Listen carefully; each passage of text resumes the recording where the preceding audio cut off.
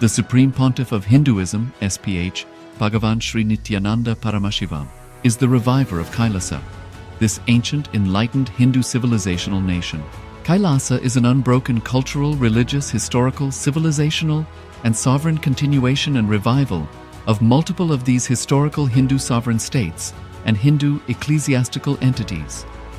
The unbroken continuity of these ancient Hindu nations through KAILASA results in the legal recognition of KAILASA as per the international customary law, particularly the doctrine of continuity. The international law, the doctrine of continuity, implies that upheavals and revolutions within a country, changes in government, territorial adjustments, measures taken during military occupation, or other internal transformations do not negate the existence of the country, do not affect the legal personality and international obligations of the country or state. The Vienna Convention on Succession of States in Respect of Treaties, 1978, addresses these principles of the doctrine of continuity as it outlines international law during situation of state succession or continuation. International law recognizes a state's legal personality by recognizing its identity. This perspective extends even during the period when the given state or country is annexed or occupied by a foreign power. Even in such cases, the legal personality of the state is considered to persist, enabling its subsequent re-establishment. Historical examples dating back to the 18th century include cases like Portugal and Genoa that were re-established after the Vienna Congress of 1815. More recent examples include countries such as Poland, Ethiopia, Czechoslovakia, Albania, and Austria that were re-established after World War II. Even when a nation is deprived of its territory, the nation continues to exist.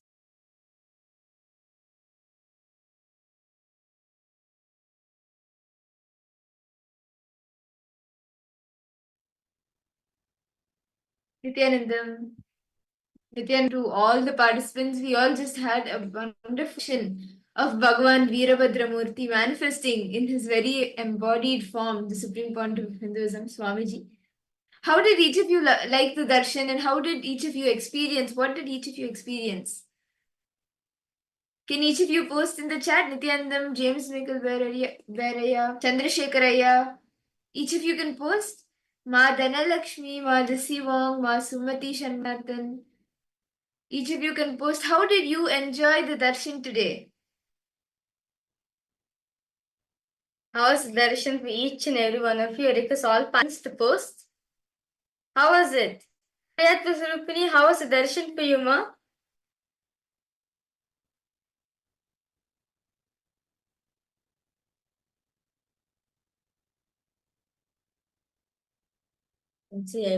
Everyone is smiling so much. How was the darshan for all of you? I request all participants to post. James, Michael Baraya, Nithyanandam, can I request you to come on camera? Ma Algamai Kasi, Ma Cheng Huang, Ma Li Miao. Request all participants to post. How was the darshan for all of you?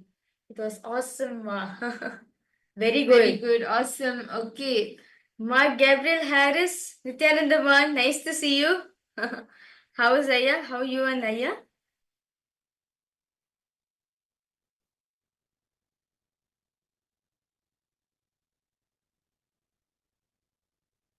Yes, how are you, ma? And how is Devanaya? Yes, ma Ilka. Yes, James Aya. Okay, super. You have posted, okay? Gabriel, Ma Dhanalakshmi.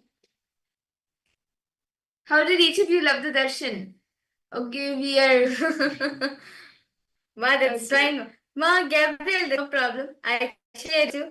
Participate in the Paramashivoham program. Asking here in the you participate, ma. You will see like whatever that missing feeling you're having, the Swamiji will clear it out for you. Don't worry. Okay. So in that same space that all of us just witnessed the darshan, now Swamiji today has blessed us all with the Navakanda Yoga Samadhi, and throughout the day and even during the darshan, Swamiji blessed us to how we can go beyond time, how we can conquer time, go beyond the past, present, and future, which currently binds us, but going beyond that. Swamiji has blessed us all And in that very same space, we will all be seeing the power of Akashic readings. Today, throughout the day, we did different levels, and we even did materialization. Now we will be doing the Akashic readings. The Akashic readings is be having the ability to access past, present, and future, access the cosmic archives where the past and future have been stored. How many of you are excited to manifest this power? Come on. Who is excited to manifest this power? Yes. Well, all of us are in the darshan right now, right? The best thing you can do is manifesting the power right now. Especially this beautiful power called Akashic reading. Literally, as all of us are in the oneness space at Swamiji, right? Literally, you can access the cosmic archives right now. It's that powerful. Very excited. Yes. Okay. So in this round, what we will be doing is, myself or Mahavirija, we will be telling you an incident, a specific incident in our life, which has happened in the past. And all of you will be seeing in the Akashic readings, what was the date of that incident? And can I request each of you for this power to bring your Atmamurti if you don't have it with you right now? Please your Atmamurti and any Aushada or the Jnananjana. If you have the Jnananjana, that's better. If not, enter the energized Aushada. If you don't have that as well, just sit and you can do it for now with your third self. But if you have the Aushada and the Atmamurti, bring it. And you can apply the Jnananjana on both Swamiji's third eye and your own third eye.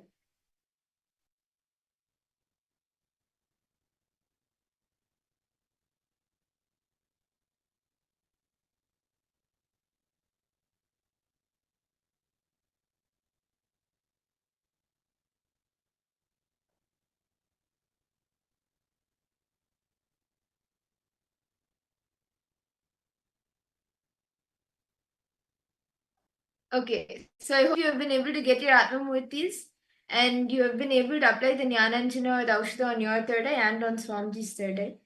See, only an avatar, only an enlightened being can actually access cosmic archives. And Swamiji has blessed us all for being able to access these cosmic archives. And Swamiji is that portal. All of us need some portal to be able to access that higher dimension. And Swamiji is that portal for all of us. So, however, we want to access the cosmic archives through Swamiji.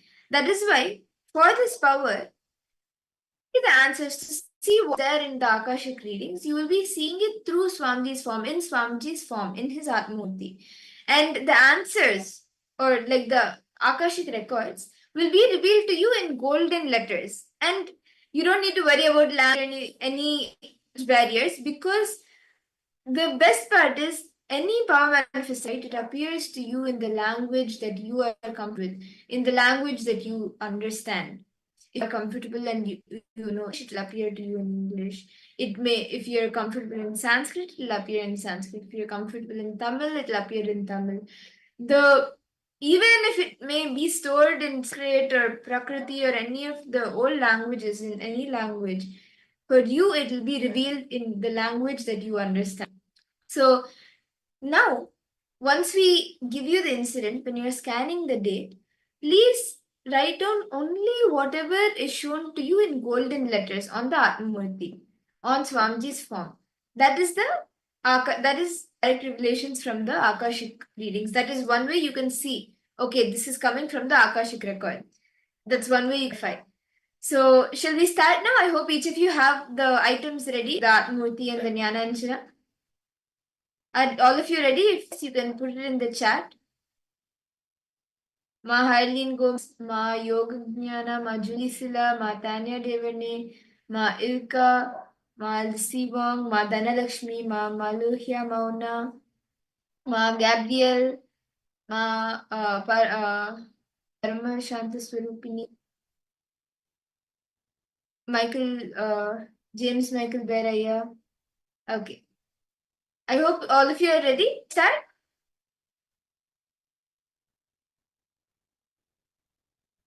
So the first incident, which each of you can start scanning, the of when this incident happened is the date when my younger sibling, the day she born. She actually there were quite a few things that happened that day. Like we were getting ready even for like a competition, and then we went to the hospital. But what is the date of this? Can each of you start seeing? I request all of you to please state with Swamiji intensely. And you, with your eyes, just stare at Swamiji's three eyes. Stare at intensely at his form. And whatever appears to you in golden letters, stand it down.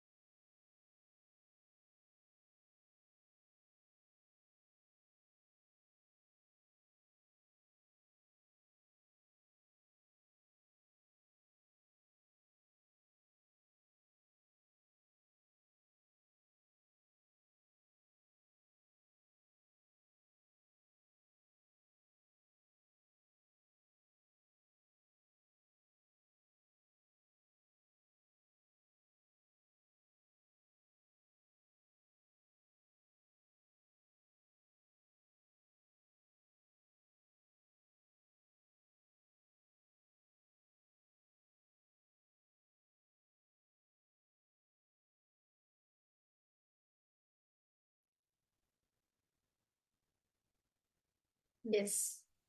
Tell me everyone. Sorry for the technical glitch. Continue to connect with Swamiji intensely. With your three eyes, just stare at Swamiji's form intensely. What appears to you, golden letters, start revealing them.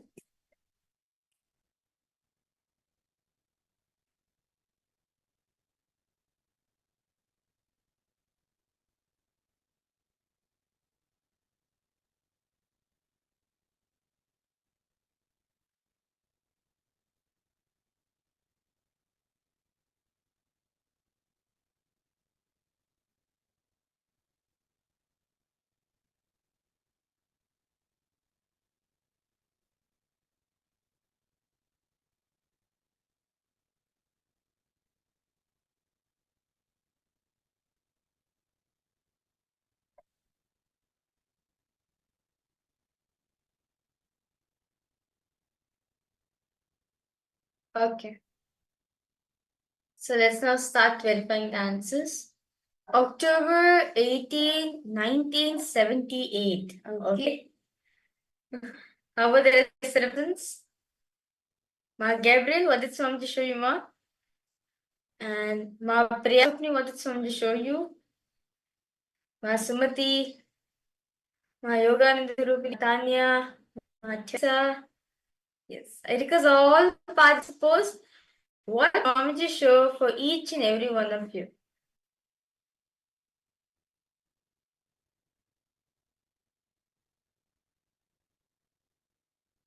Ma Sumati Shanmuganathan, Ma Gabriel, Ma Annapurni, Nithyananda. Ma Shavi Shankar, Ma Alagamai Kasi. Each of you can post. March 2017, okay?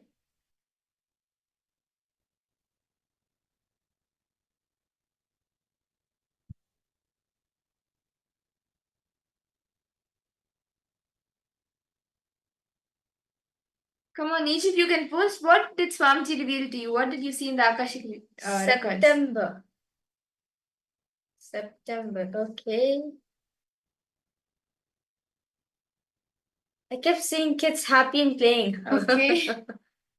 Ma Gabriel, what did Devanaya see, ma?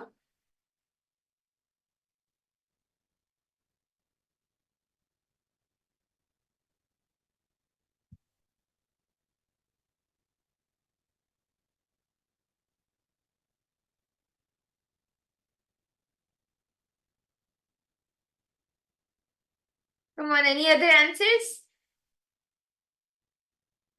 Ma Haileen Gomez, what did you see, ma? Ma Teresa, Ma Tanya Devane,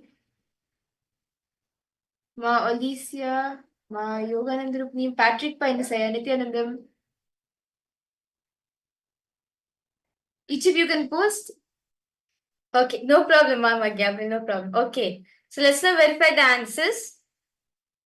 Okay, so the answer for this incident, the date of this incident was June 20th, 2014. So this was the date of the incident when my younger sibling was born. And actually, Ma Gabriel, I think I know why you're seeing lots of kids. Well, as I said earlier, we were preparing for a competition, and it was like all of the Balasans, we were there. And I think even I was much younger that time, and all of us, it was like a group of all small kids.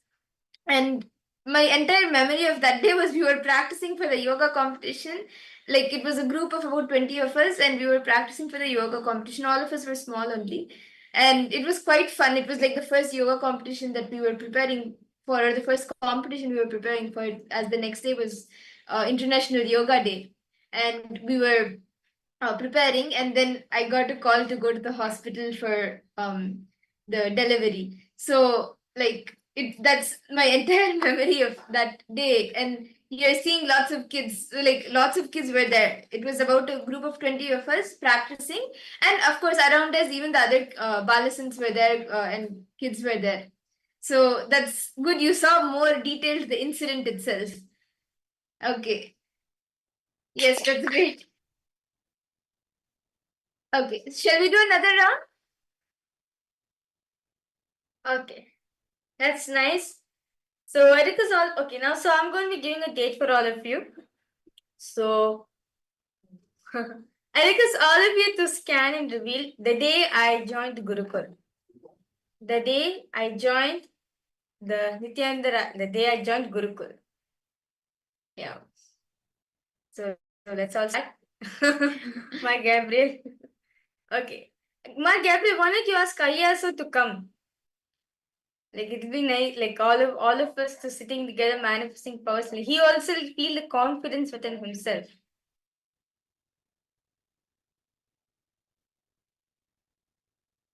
Okay. So for the date for all the participants is okay. So the day when I joined Gurukul. So I clearly remember because so many things happened on that day.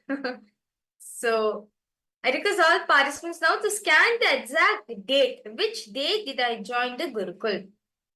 So I request all participants now, please close your eyes.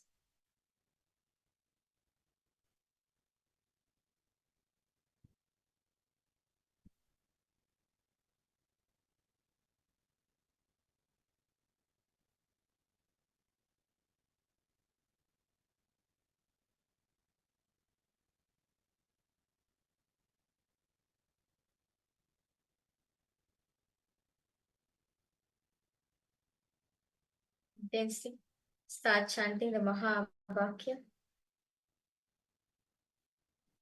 Om Nithyananda Paramashivoham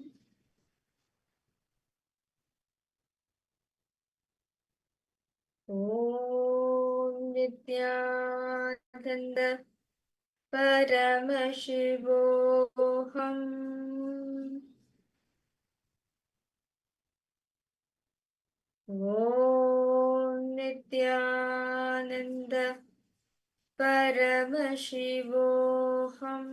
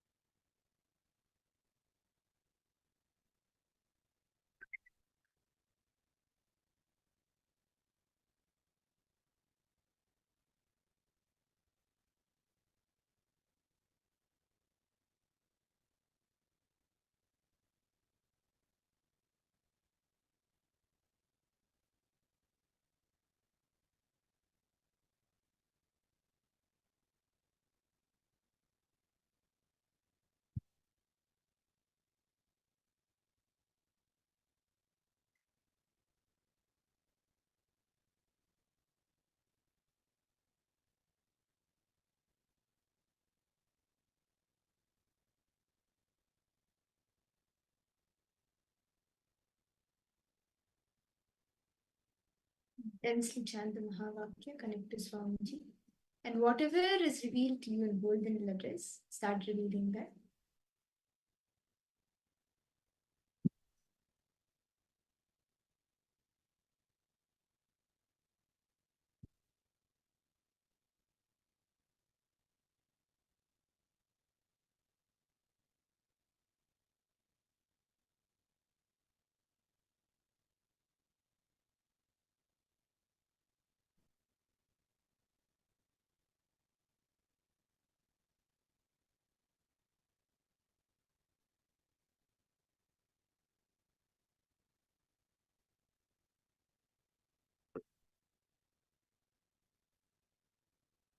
Okay, so I request each of you to please relax now.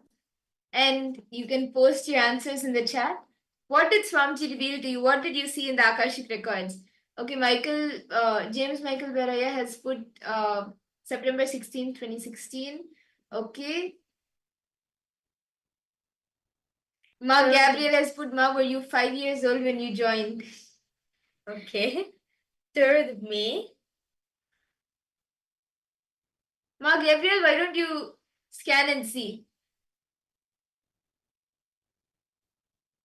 What was the date you saw?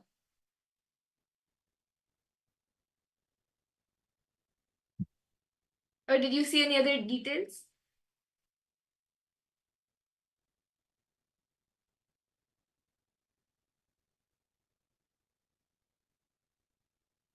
Ma Disiwang, Ma Sumati Shanmuganathan, Ma Margarita Vasconcelos, Ma Jayalakshmi. Each of you can post.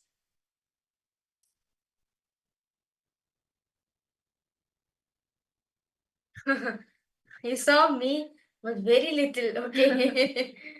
Okay, Ma Disiwang has put I was very happy. Okay. September 1st, 2019. Okay. How about for Devanayama?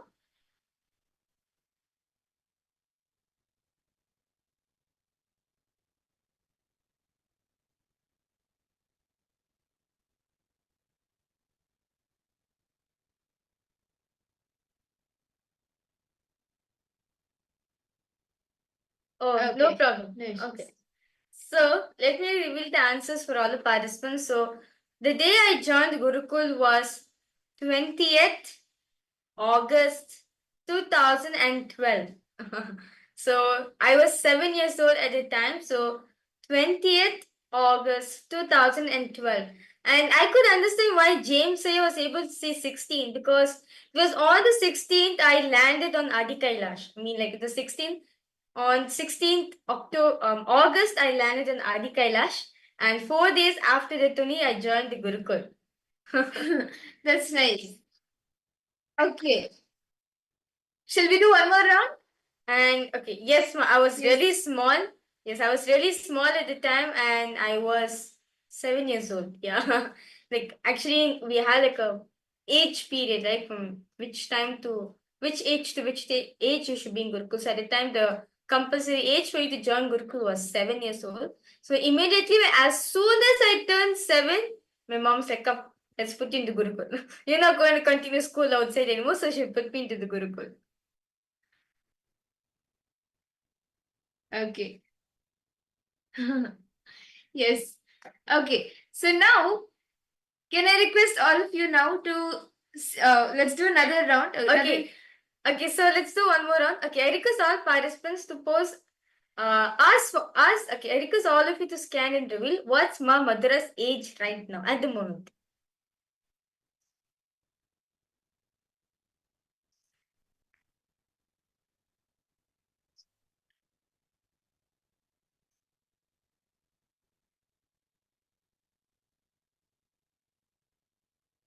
Can I request all of you to scan?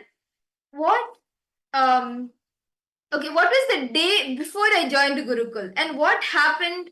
What was happening on that day? Actually, see, let me tell you something. I had joined initially earlier than this date, what I'm asking you to scan. I had joined for about 2 months and I had gone back to enrich more people and I had joined again officially. Like I had actually decided, yes, I'm going to come back on this date and I joined. So, what happened the day before I joined Gurukul? Can I request all of you to scan the date and you can even reveal the details of the incident, details of what happened, whatever you're able to see. So, can all of you start now? Please connect to Swamiji.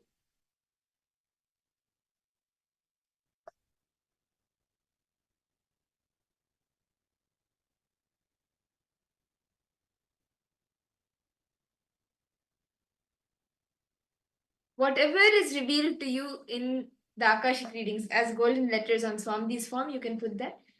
The whatever the incident, the details of whatever was happening, anything, any of the happenings that happened the day before I joined Gurukul, and even the date when I joined Gurukul, you can reveal all of the details, whatever Swamiji reveals to you.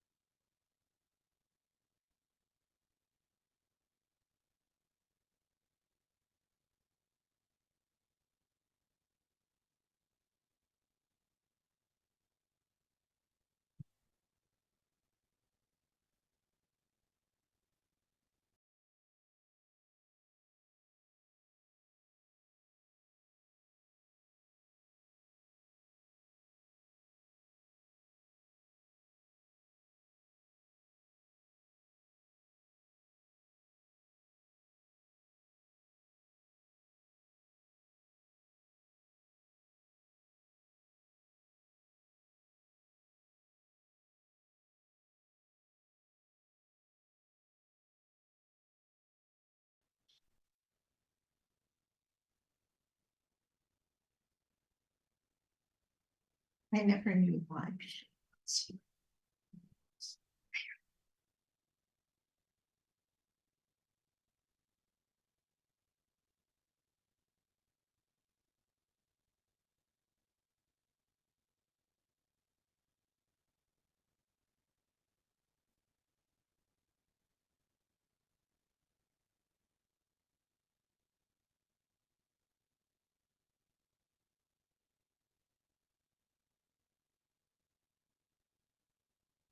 Whatever Swamiji reveals to you, whatever you see in golden letters, you can start posting that. Okay, Ma Gabriel, you posted. You were riding your bike and fell down. It happened right before your family had thrown you a party.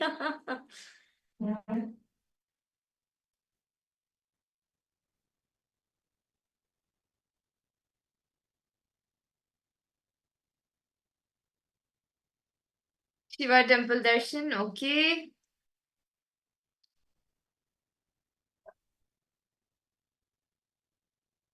What was the date and any other details?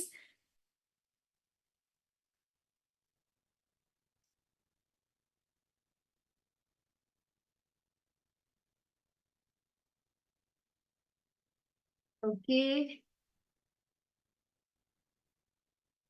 August 20th, 2018, you see a big tree, then falling and thunder. Okay.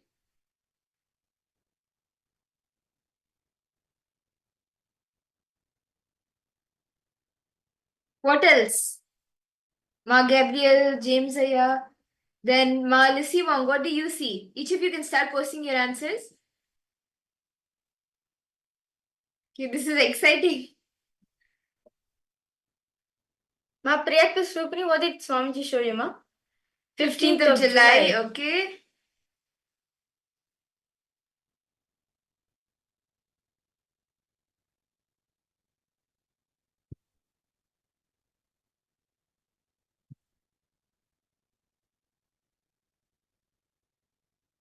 You wore a white fancy gown dress for a ceremony party. Okay.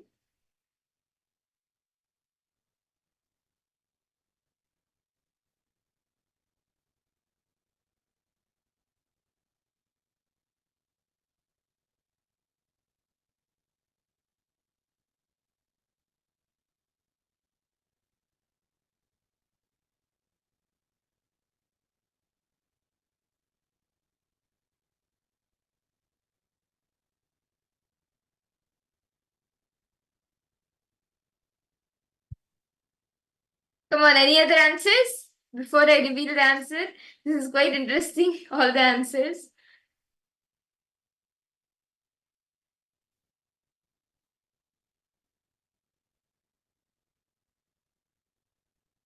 Ma Tanya Devani, Ma Madhurya Mauna, Ma Jayalakshmi.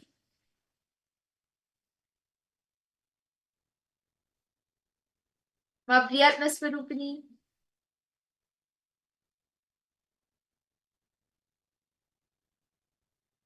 Okay. So shall I reveal the answer now? So it's actually quite a long story, but I'll try making it short.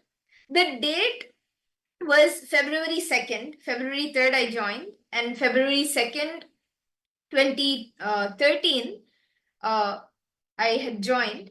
But actually, Ma Gabriel, 2012 July, I had joined Gurukul. Like I had actually gone to Gurukul for about 1.5 to 2 months when my parents had gone for the Kailash Yatra with Swamiji. So I had my admission was done in July, and when they came back from the Kailash Yatra, actually they had asked me if I want to continue to stay in Gurukul or if I want to come back to the US and do my studies there.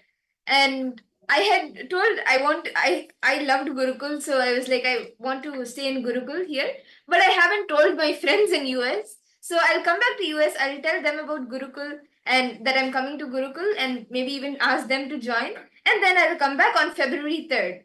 This is like literally exactly what I said. And I went back to US, and after that, of course, I didn't join school. I was being homeschooled, and I continued the Gurukul practices, and I came for the Cruise Inner Awakening and Genius in 2012 December, and after the program for the January month, I was in my grandparents' house, like in Bangalore itself, and actually, what happened was Ma Gabriel and Malisi Wong, both of you have said party and like a celebration, right? It was not on February 2nd, but on January 30th, we had like a half year birthday celebration kind of thing. Like all the neighbors had come and they cut the cake. It was like just a small celebration. And because they knew, okay, in few days I'm going to go to Gurukul. So all of the neighbors neighbors and some cousins, relatives, they gathered and they cut the cake. So that was the party we had on January 30th. And February 2nd, what happened was, so February 3rd was the date that I had told for even till date, I don't know what reason it is, but I told February 3rd and February 2nd, actually during this time, the Allahabad Kumbh Mela was starting. And my mom, she was going for the Kumbh Melas. Swamiji said to come, and she was going to travel with the Adinavasis, with the Kailasavasis for the Kumbh Mela, and all the Kailasavasis were leaving on February 2nd. And because we had already decided, okay, I'm going to be joining Gurukul, and it was like this plan was clashing. The train to Allahabad from Bangalore is going to leave on February 2nd. So my mom, she decided, okay, she's going to leave me in Gurukul on 2nd itself and take the train. Sorry, I think the train was on February 3rd morning. So she wanted to leave me in Gurukul on the 2nd. So I had packed everything and I was completely ready. But unfortunately, or fortunately, I don't know whether it was unfortunate or fortunate, but by the time the taxi came, the taxi got delayed, and by the time it came for us to go to the Adinam, it already became about evening time. And it takes 1 or 2 hours to actually travel to the Adinam. And the principal of Gurukul said that the kids can join only after, like in the morning time, until a certain time only, we can accept the kids to like come in. So that day I couldn't go to Virdi, and she told, because my admission is already done, somebody else can drop me. If my mom needs to leave to Allahabad, somebody else can drop me. That's totally fine. The parents don't need to be there. So that is what happened, and so all of this was happening. And then the next day morning, February 3rd, early in the morning, my mom left for Allahabad, and with my grandparents, I went to Biddi and I joined Gurukul. And so this is the entire thing. And Ma Lucy and Ma Gabriel, you have gotten party, which is like just 2-3 days before that. But actually, that was one thing that I said, okay, let me go tell all my friends that I'm joining Gurukul and let me celebrate my birthday with them and come. So this was that celebration. So that's nice. And July, I was there in Gurukul. July 2012, I was in Gurukul. Yes. So yes. Yes, Ma Priyatma Srupni, yes, both of us joined Gurukul at a very young age. Like I joined Gurukul when I was 7, and yeah, Yes, even she I too joined when I also was joined 7. Gurukul when she was 7 too. Yeah.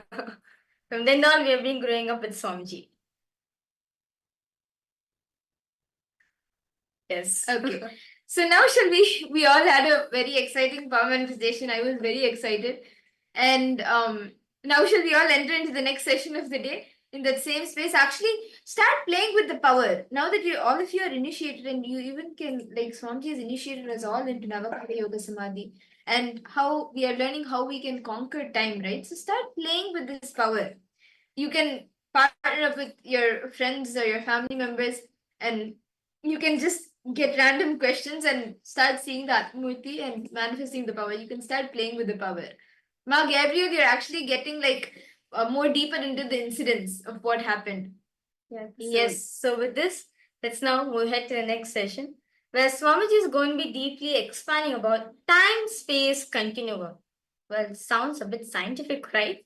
But this is actually something to do with this. How to experience the time-space continuum, Swamiji is going to be expanding on. So let's now listen to the deeper truth by Swamiji himself. That.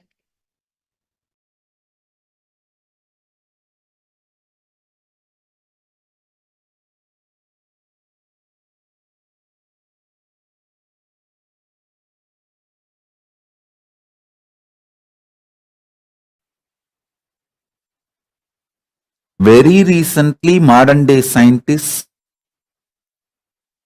are trying to understand how to influence the space, how space can be manipulated to make our lives more comfortable and better. But thousands and thousands of years ago, Hindus had clear knowledge. This time-space balancing itself and the speed of the light is constant, and the continuum of time-space balancing itself almost like eternal. All these are known to Hindus long before, thousands and thousands of years before. I'll add some more truths.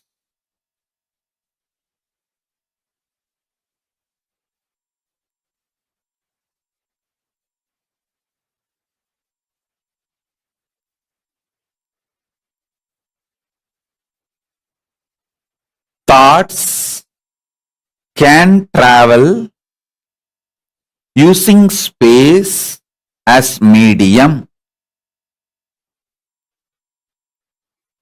Anything which has a mass can influence space, through that can influence anything established in the space.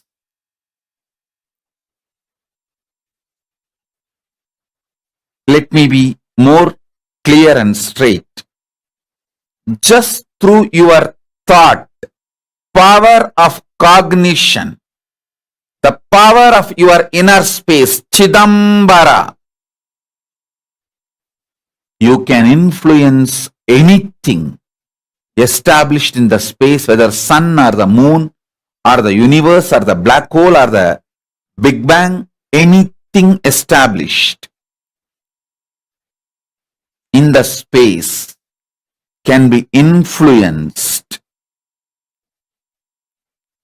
through the power of your inner space.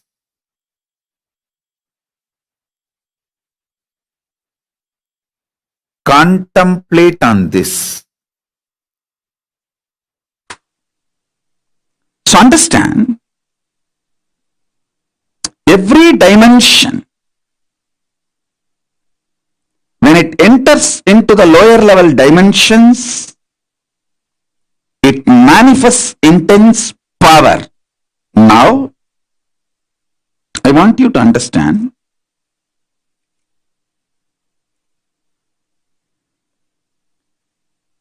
time and space is independent intelligence and power. I'll give you simple understanding, very raw, crude, down to earth,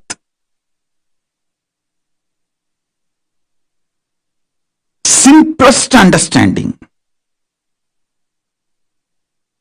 You just try to internalize this one understanding. I'll help you to go through the whole initiation and make you manifest this power. I commit with you. Just understand this one. Time is as alive as your skin. If you believe, cognize, your skin is alive.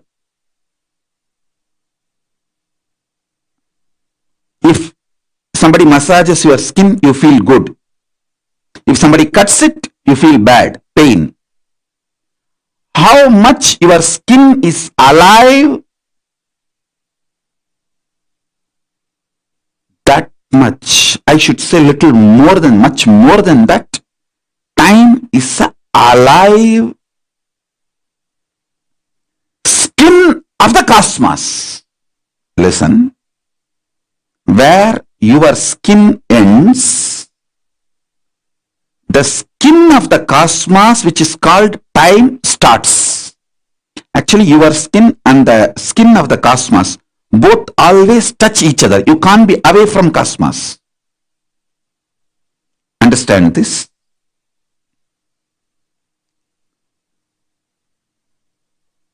Where your skin ends, exactly that is the spot time starts. Time is the skin of the cosmos. Time is the skin of the cosmos. How you have a nervous system which passes the thought currents inside you, same way the cosmos has a nervous system which passes its decisions and thought currents, that is the space. Your skin is alive. Your nervous system keeps you living. The equivalent of your skin for the cosmos is time. Equivalent of your nervous system for the cosmos is space.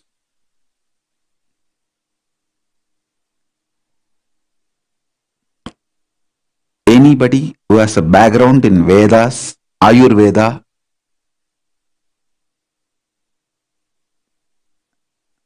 these three fields, Veda, Ayurveda, Yoga, if you have a knowledge, basic knowledge, you will see I am just cutting across all the three layers, all the three knowledge and revealing these truths. Listen.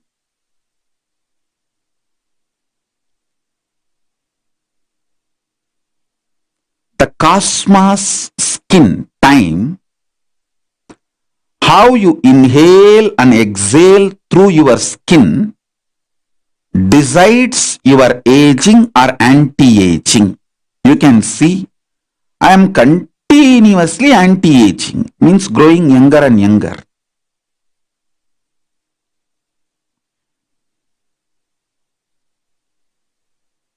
The more and more years pass,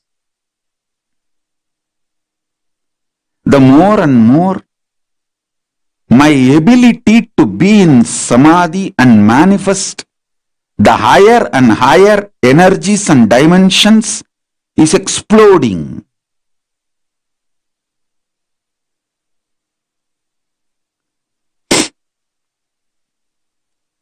My performance is increasing. Age is neither tiring nor boring or frustrating. It's only making me more and more younger, excited, healthy, active, energetic, alive.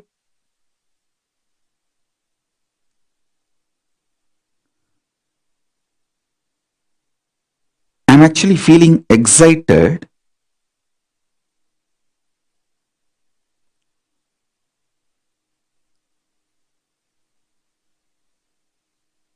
Constantly to do what I was doing for last 40 years.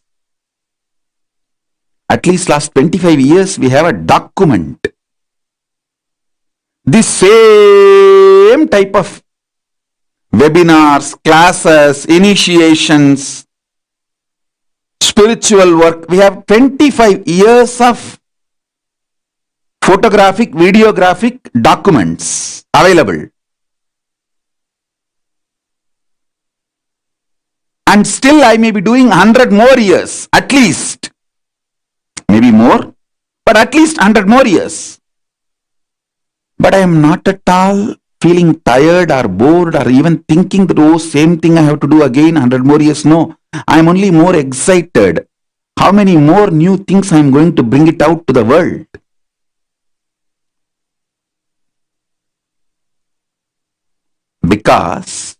Just because of this one secret.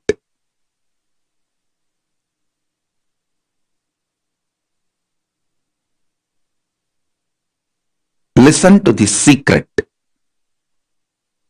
I know the consciousness goes on rejuvenating the skin of the cosmos called time.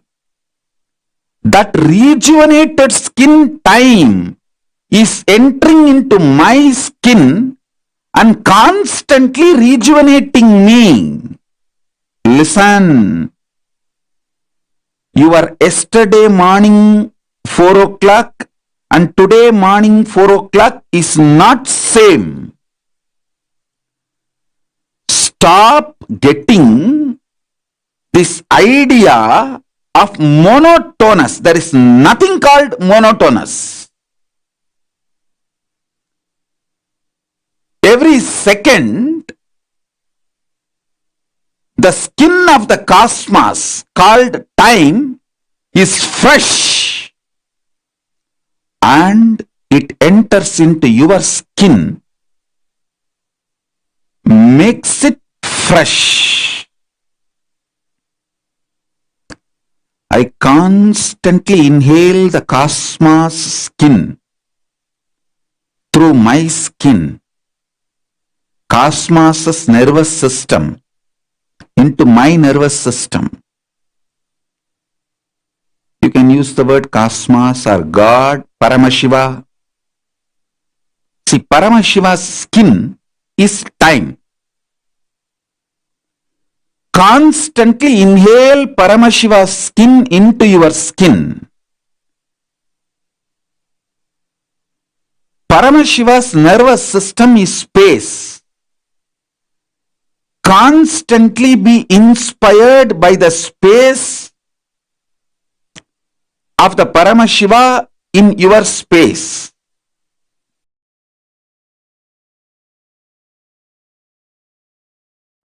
Paramashiva's direct message from KAILASA.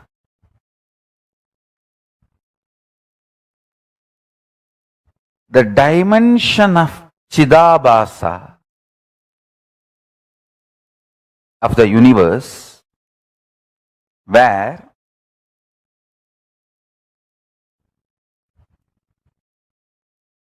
the activism of Chit and absolute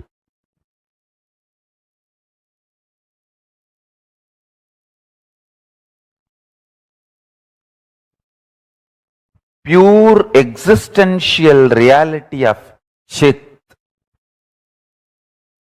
Listen, the activism of Chit, we call it as Shakti. Its pure existence of Chit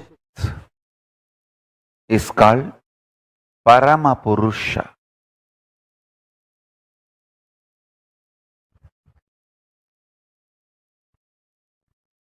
These two together, in its pure being space and intense doing space, both together, is the dimension of Chidabhasa.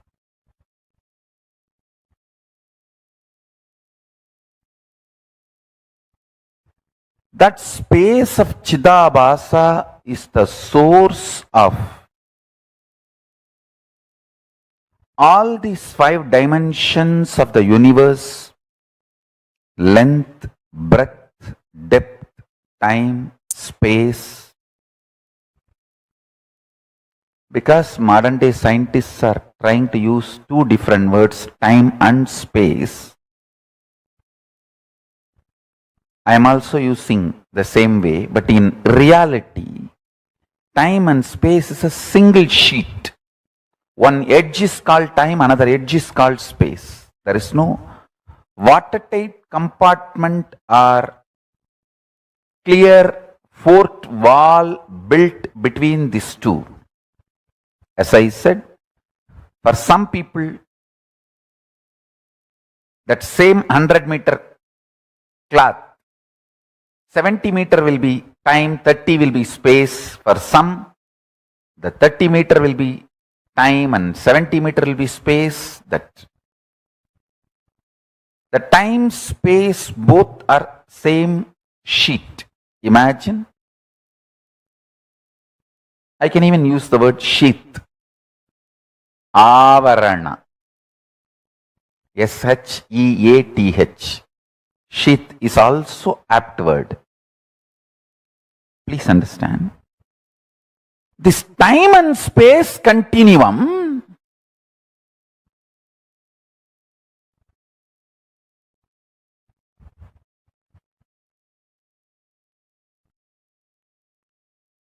if you master this time and space continuum, which is simple, it is not complicated, I tell you. Many things which is too simple, we want to be just complicating it. Just sheer arrogance or suicidal mode. Like this only, what is there? What can be done? For some people, 70-meter is time and 30-meter is space. For some people, 30-meter is time, 70-meter is space. For some people, even only 2-meter is time and 98-meter is space. For some people, 98-meter is time and 2-meter is space.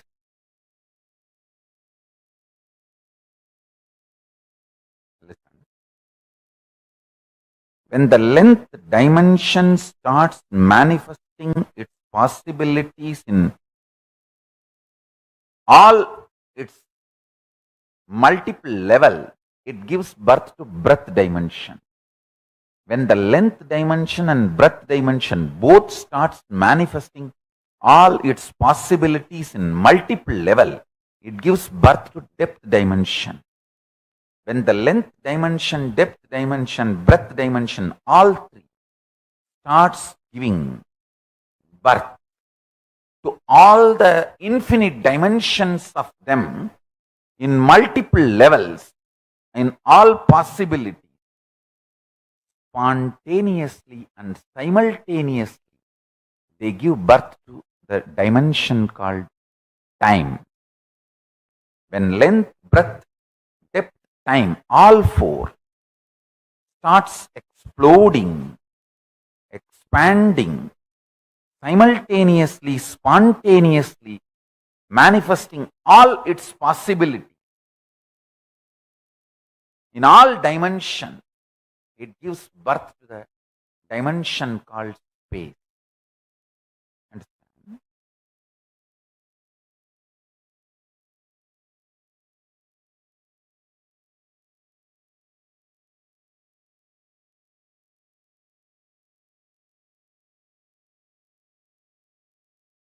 Every time I initiate you, I put the seed in your space dimension.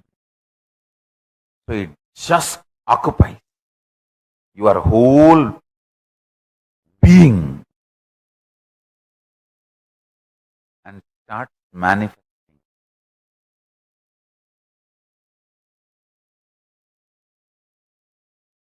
Starts manifesting as samadhi, as enlightenment, as joy, as bliss, as state of Paramashiva, as space of Paramashiva, as powers of Paramashiva.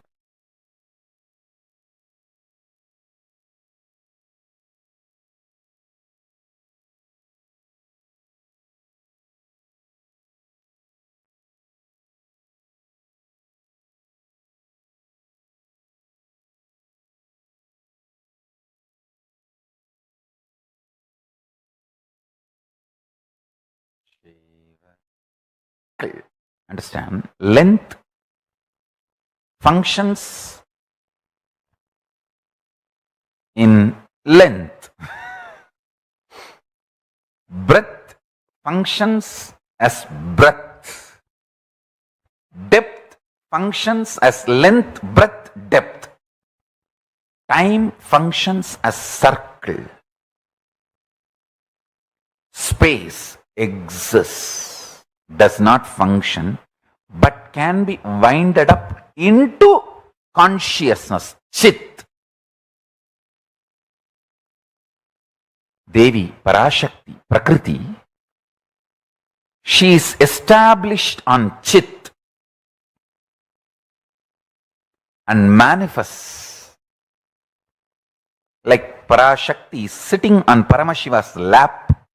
She is established in chit, but manifests that length, breadth, depth, time, space. Time and space are from Prakriti. That is the answer for your first part, the question. Is so.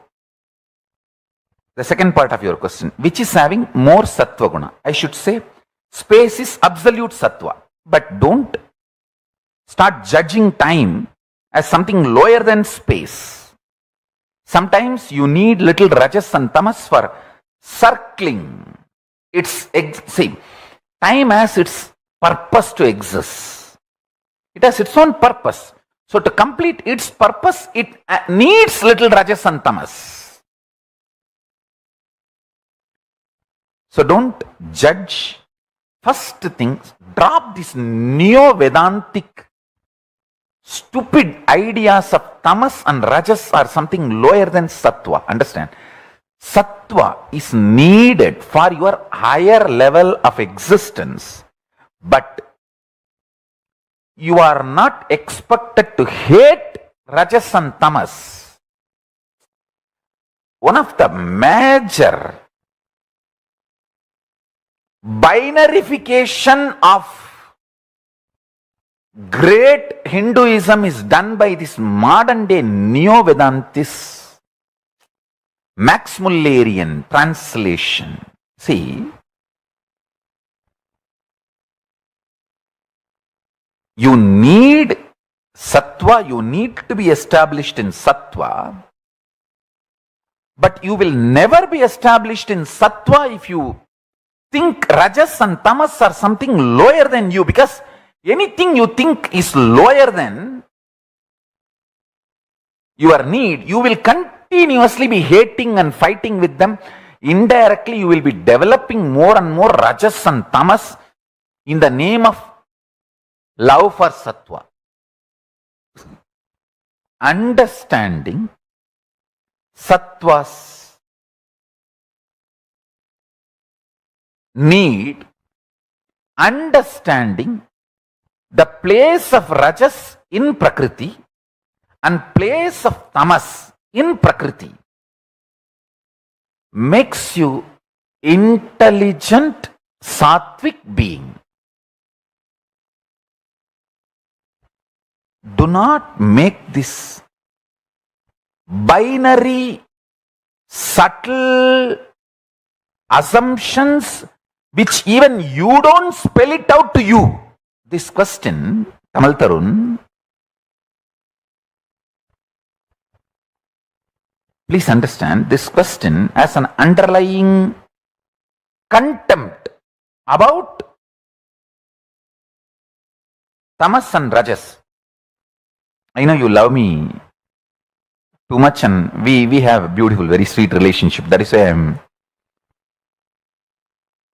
revealing. Please don't be hurt. I am not hurting you. There is an underlying thought current which is having more sattva guna. Understand? When you ask which is having more sattva guna, space or time,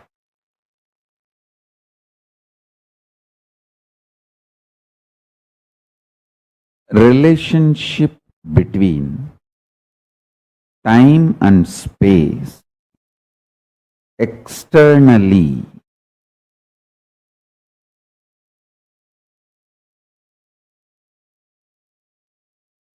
is based on continuity, internally based on intensity. Anything planted consciously in space becomes reality in time. Anything continuously planted in time gets into space. Length,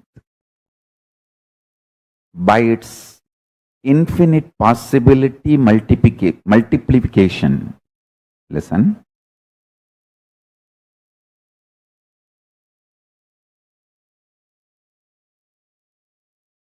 Infinite possibility multiplication. Mark this word. If you work only in one line, you expand in that one possibility.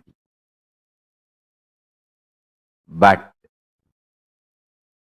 if you decide, no boundary for me, I will expand in all infinite directions, infinite possibility multiplication. Listen. If you say, oh, I am busy in becoming an entrepreneur, so I can't care about health and I will have a big pot belly, dump all the junk food, no time for yoga, gym or anything. I am a great entrepreneur. At the age of 40, Monday morning blew up. Over. Especially NRIs. Hey, take care of your food. You are eating shit and junk for which your body, your DNA, your whole genetical structure or your digestion system, nothing was prepared. Understand?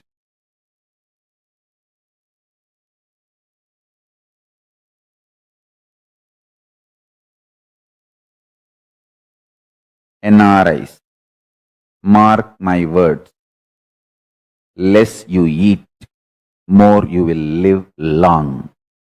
These words are specifically for NRIs, Indians who are not living in India, especially the NRIs who are living in countries like USA, Europe, Dubai, Canada.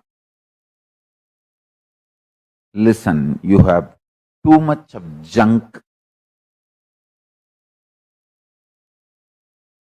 in your life. Stop eating.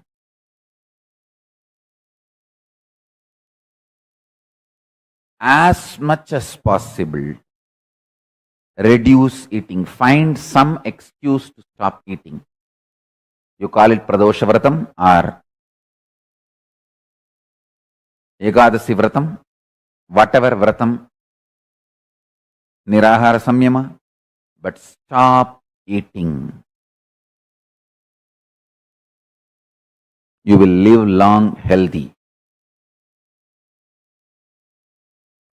Listen.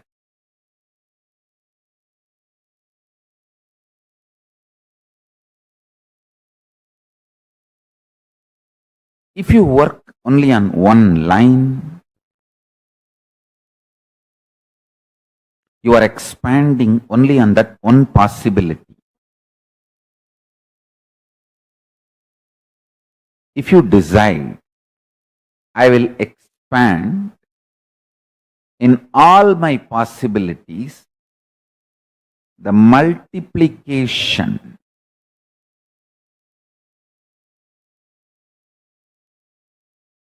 in all your possibility.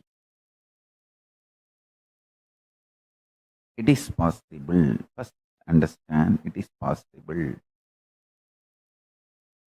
You can have healthy six-pack body and $1 billion business, absolutely unclutched, enlightened state, everything happening stress-free, spontaneously, simultaneously. I am not igniting your greed. I am just igniting your speed. I am not igniting your greed through these words. I am just igniting your speed through these words. I don't make you greedy. I make you responsible.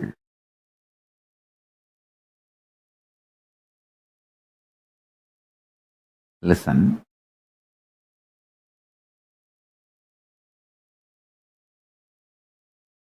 This infinite possibility expansion for this, I give you some tips. All the time, be like a child, parapara. How a child tries to be involved, active in everything. Morning when you get up, jump, go and make your own coffee. Make your own tooth powder. Go and get the neem stick and haritaki and charcoal powder, little salt, mix and brush.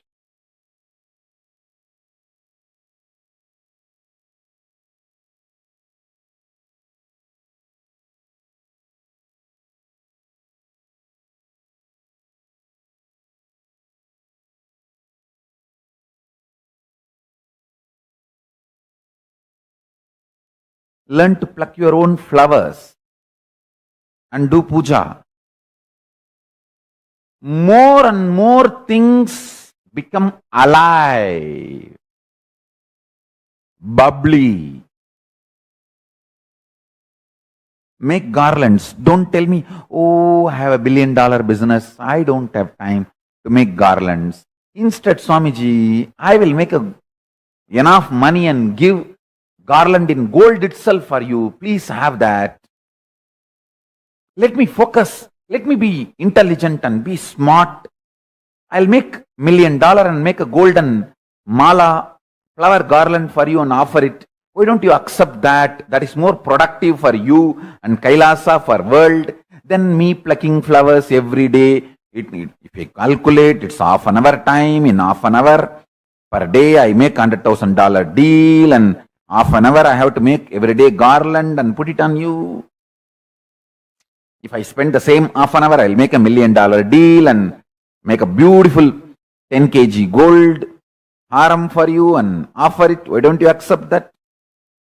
That's more productive for you, Kailasa, in all possibility. No. I'm saying clear no. If you can spend half an hour plucking garland, flowers and making garland and offering, I tell you the kind of the space you will carry. Instead of $1 million deal per hour, you will make $1 billion deals. First things first.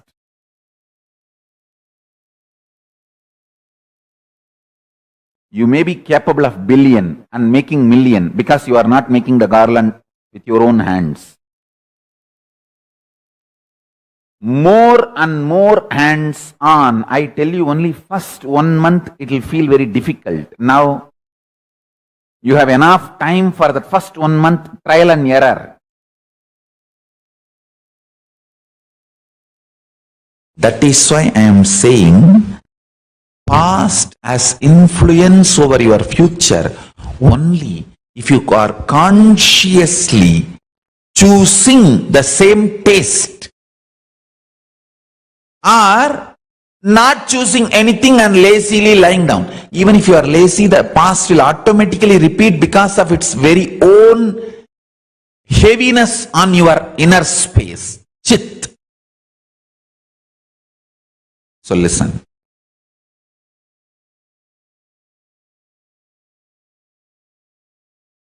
One conscious decision has so much power. I want you to know, one conscious decision has so much power. Especially the weight of the past sits on your muscle memory.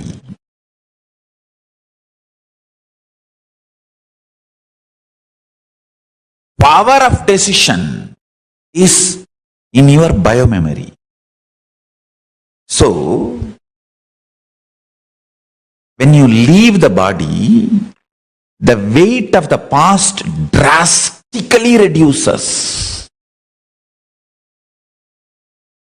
You can just take off. Especially if you heard all these truths when you are in the body. Now itself, if you heard all this and gets inside your system, I'll tell you very point blank, the truth. Nothing exists other than Shiva, the existence, auspicious, iruppu, chit, Shiva. Now, when I uttered this word Shiva, the vibration you experience, that source, actually that vibration came from the very source which exists. Shiva, Shiva, Shiva, Shiva.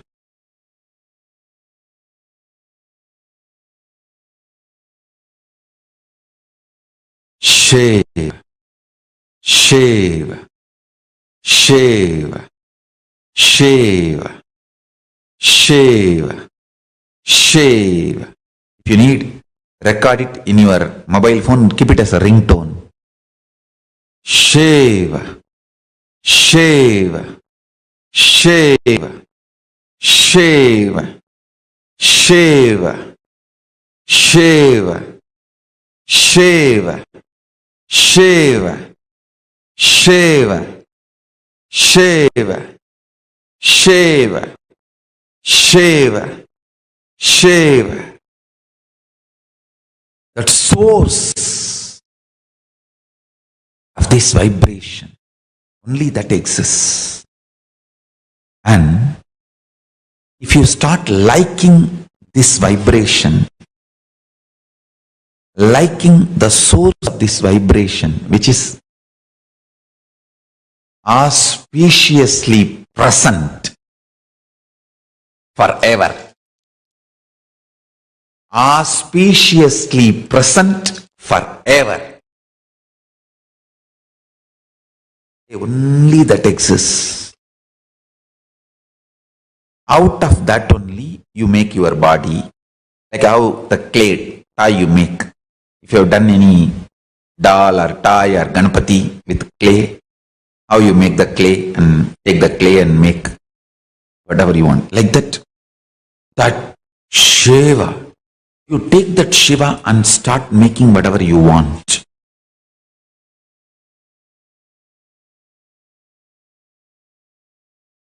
Just like a Leela.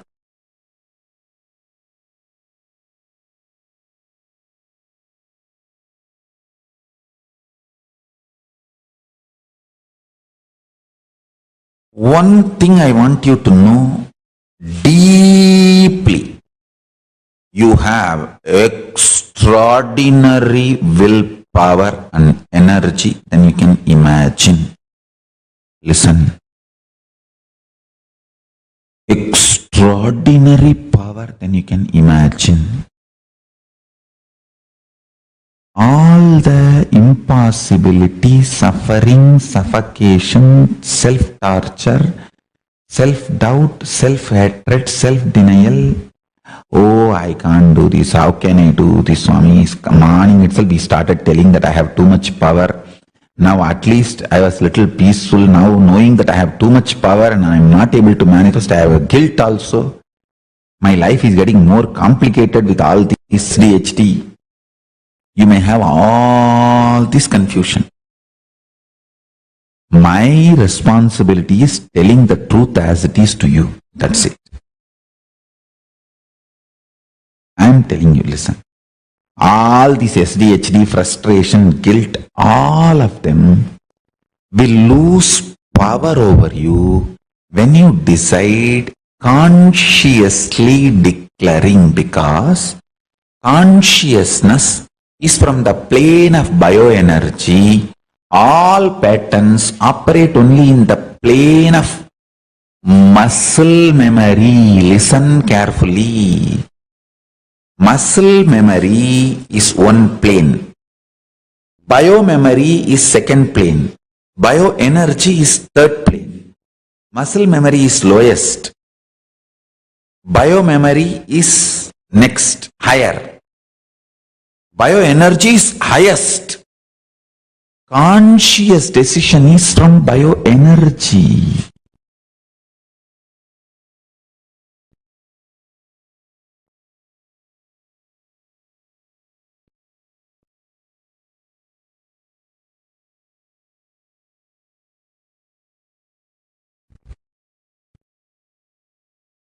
All your patterns, SDHD, saying, oh, we have too many SDHD, one day we feel good, one day we attend satsang, we feel awakened, alive, eternally fresh. Next day again, after one fight with my boss or family, I collapse. And all these mood swings, understand, all this is the lowest level. Muscle memory. When you leave the body, muscle memories don't come with you. That is a good news, greatest news. only the biomemory and bioenergy comes with you. And the future decisions, your taste for future life only stays in biomemory. Bioenergy does not carry any pattern. It's a pure consciousness. Biomemory is like a living first response mechanism for life. That functions based on your decisions about future, not how you lived about past. Continuously, whole day in your life, whether you are walking, talking, driving, go on be talking to Paramashiva. Make him as your very own company. That is why wearing Atmalinga on your Anandagandha.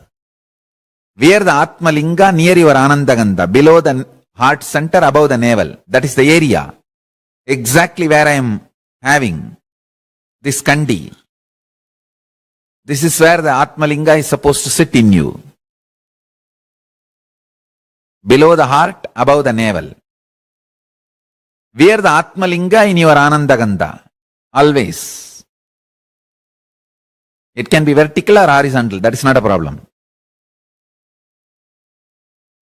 Always have Atmalinga.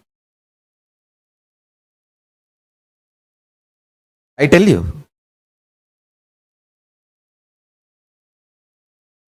Go on, talk to Paramashiva.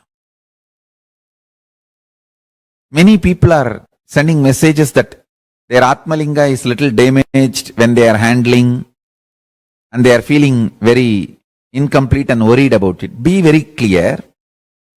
Paramashiva is invoked in Atmalinga. True. But Atmalinga itself, if it is damaged, that does not mean Paramashiva is damaged. So don't worry. After all, Atmalinga is in the physical plane. For example, Paramashiva manifests through this body. When I had the right hand fracture, you think Paramashiva's right hand is fractured? No, be very clear. He manifests through this body. He uses body. But this body is after all functioning within the frames of usual Panchabhuta. So understand, the Atmalinga you are wearing, Paramashiva takes that form to bless all of us. But if some small damage or something happens, you see, don't mishandle, that is true.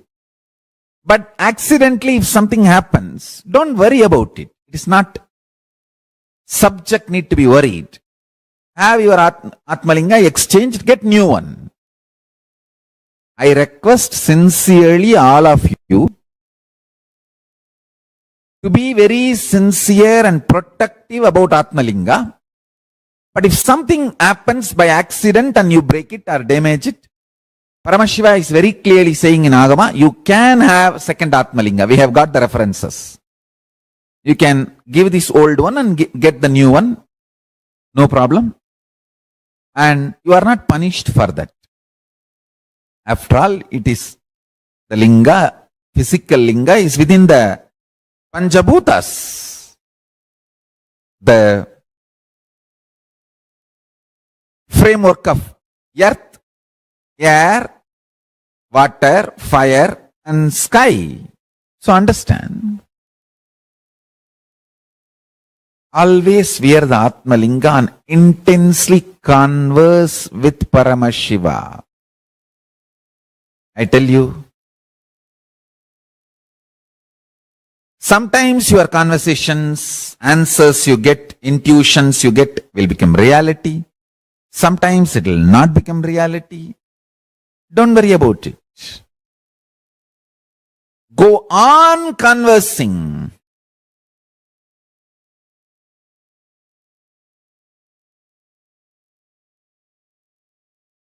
Go on conversing. Go on conversing.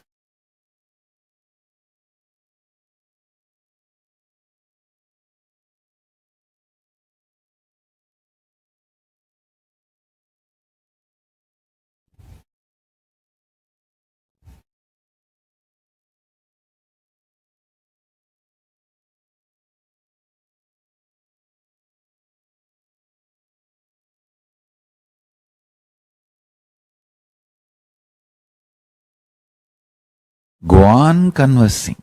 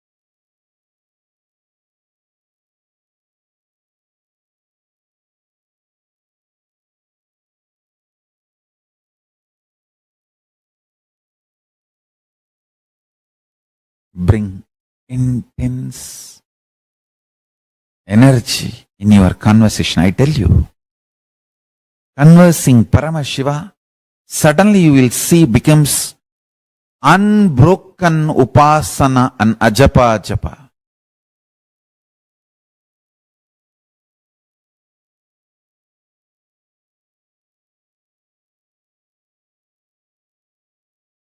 It will be Mahavagya is continuously reverberating in your whole inner space. Om Nithyananda Paramashivoham. Om Nithyananda Paramashivoham. Om Nithyananda Paramashivoham. How to know whether this ajapa japa is happening in you or not? You know, your waking up hours and quality of your waking state will drastically increase. Waking up hours and quality of your waking state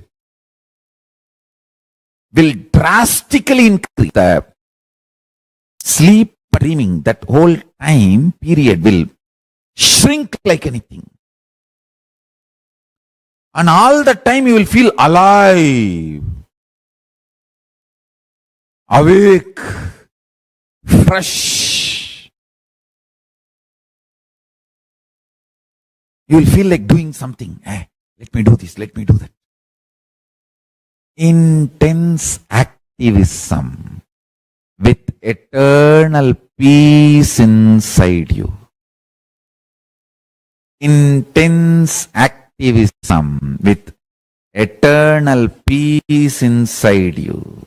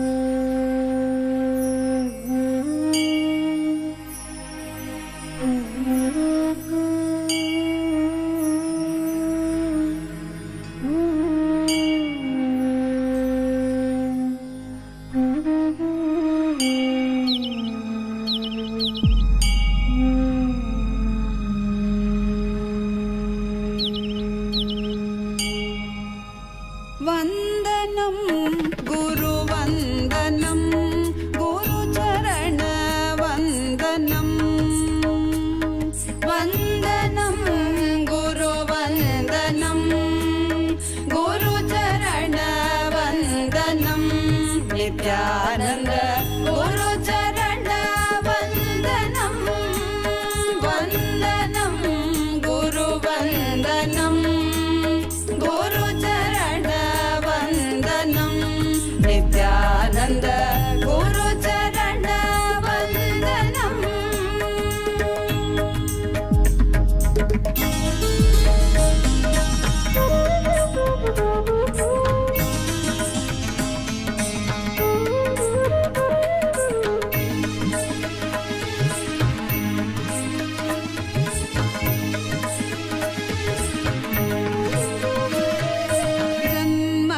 जन्मसार्थककरं गुरुदर्शनं वन्दनं गुरुवन्दनं गुरुचरणवन्दनं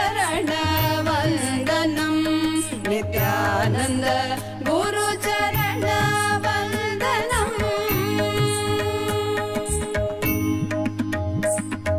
पद सद सद ग पद पद परि ग प ग प ग सरि ग रि ग प ग पद पद सरि ग रि रि रि सद स पद सद सद ग पद पद परि ग प ग प ग संकट कवच मधुरानुभवानन्दं गुरुस्मरणम्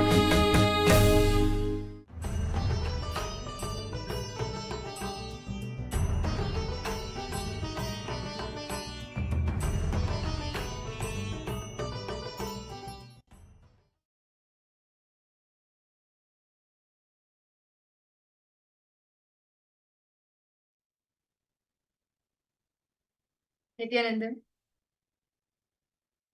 how did each of you like this session? What were the clicks that each of you got from this session? Wow. Ma, Lucy-Wong has asked for the link of the video. Yes, ma, we'll provide you the link of it, ma. I mean, is it the satsang which we just watched right now? Yes, ma. Parameshwari Krishnan, Nithyananda ma, welcome for the program. How are you, ma?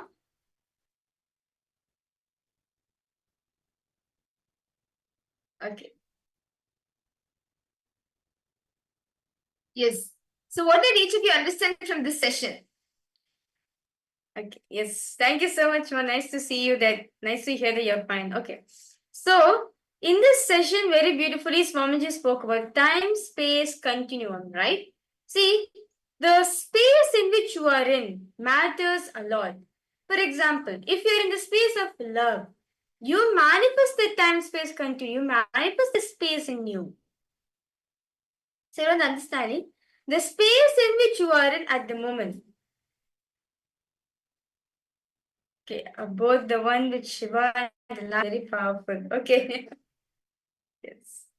So understand what you're feeling, right? See, the space in which you are in matters a lot, as the space in which you are in manifests outside. As very beautiful all of us learned, right? That life is a reflection. Whatever space you are in, right? Whatever space you are at the moment, that's the same space you manifest outside. You reflect outside.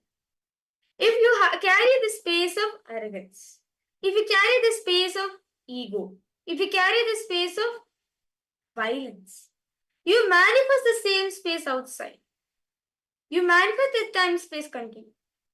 If you carry the space of love, compassion, you will see, you will manifest that space in you. Are each of you understanding? how the space that you carry in you matters. How many of you are clicking with this? And how many of you have actually seen this happening in your life? When the space within you changes, outside it changes. See, understand the dimension of the Chidabhasha, the Chidakasha is the source of all these 5 dimensions of the universe. The 5 dimensions are the length dimension, the breadth dimension, the depth dimension, then time and space. And the dimension of Chidakasha is the source of all of these 5 dimensions. So, Chidabhasa means what? The space in which you are in. Chidabhasa is consciousness. To understand, Chidabhasha, consciousness, is a source for all the 5 dimensions of the universe. The length, breadth, depth, time and space. So understand, the source for all these 5 unit dimensions. See, we have 11 dimensions, 5. So in the 11 dimensions, the unit dimensions is the length, breadth, depth, time, space. So these are the unit dimensions. Now, when these unit dimensions, that source is consciousness. So fundamentally, all of us need to understand that consciousness is the source for everything. Is the source for everything, including you, me, the table around, everything on space. Consciousness is the thing. See, both you should know. The time and space, both are actually on the same sheet, the same dimension. You can imagine the word sheet or like avarana, if you just like pronounce it, it's sheet. So, for example, like what Swamiji says is, when you wake up the Atmalinga or the Atmamuti which you are wearing, the Atmalinga or the Atmamuti, many of you may, if you've received it, you may be wearing it on your neck, like a mala, right? So, Paramashiva, please wake up. You will tell him. Morning when you take bath, Swamiji, please take bath. Pour few drops of water on the linga. Always wear it. That is the best way. Pour the water on your body and pour the water on the linga. And tell Swamiji, Swamiji, please take bath. When you eat, whatever you eat, Swamiji, please eat. This will help you in making that sheet of the time and experiencing the sheet of the time and space dimension. So, is all participants understanding? Any questions? Chidabhasa is what? Experiencing that consciousness within you. Swamiji says, for you to experience the consciousness within yourself, various different activities you can do. So many things you can do. Either by connecting to your one best way is connecting to your Atmalinga. Just by connecting to your Atmalinga, like doing all the activities, like when you're eating the food, just offer some food to your Atmalinga.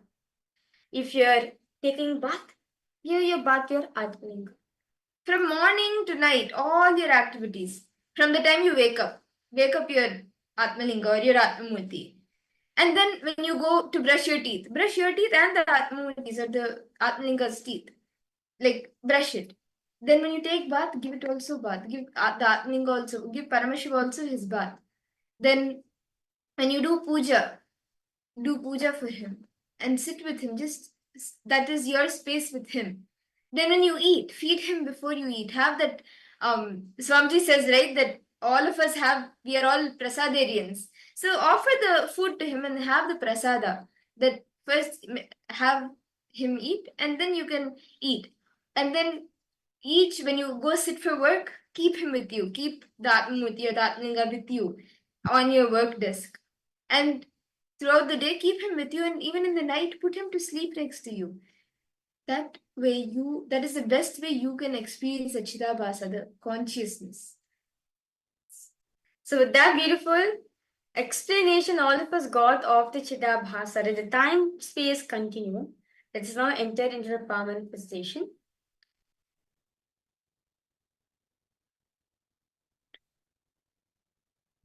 Okay, so shall we all enter into another round of power manifestation?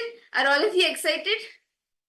The last round we had quite an exciting round of power manifestation. Ma Gabriel, I hope you're there. Are you there, Ma? Ma Sumati, Shanmuganathan, Ma Maluhya Mauna, Ma Jayalakshmi, Ma Tanya Devane, Ma Lita Nithyanandam. Shall we all enter into another round of power manifestation?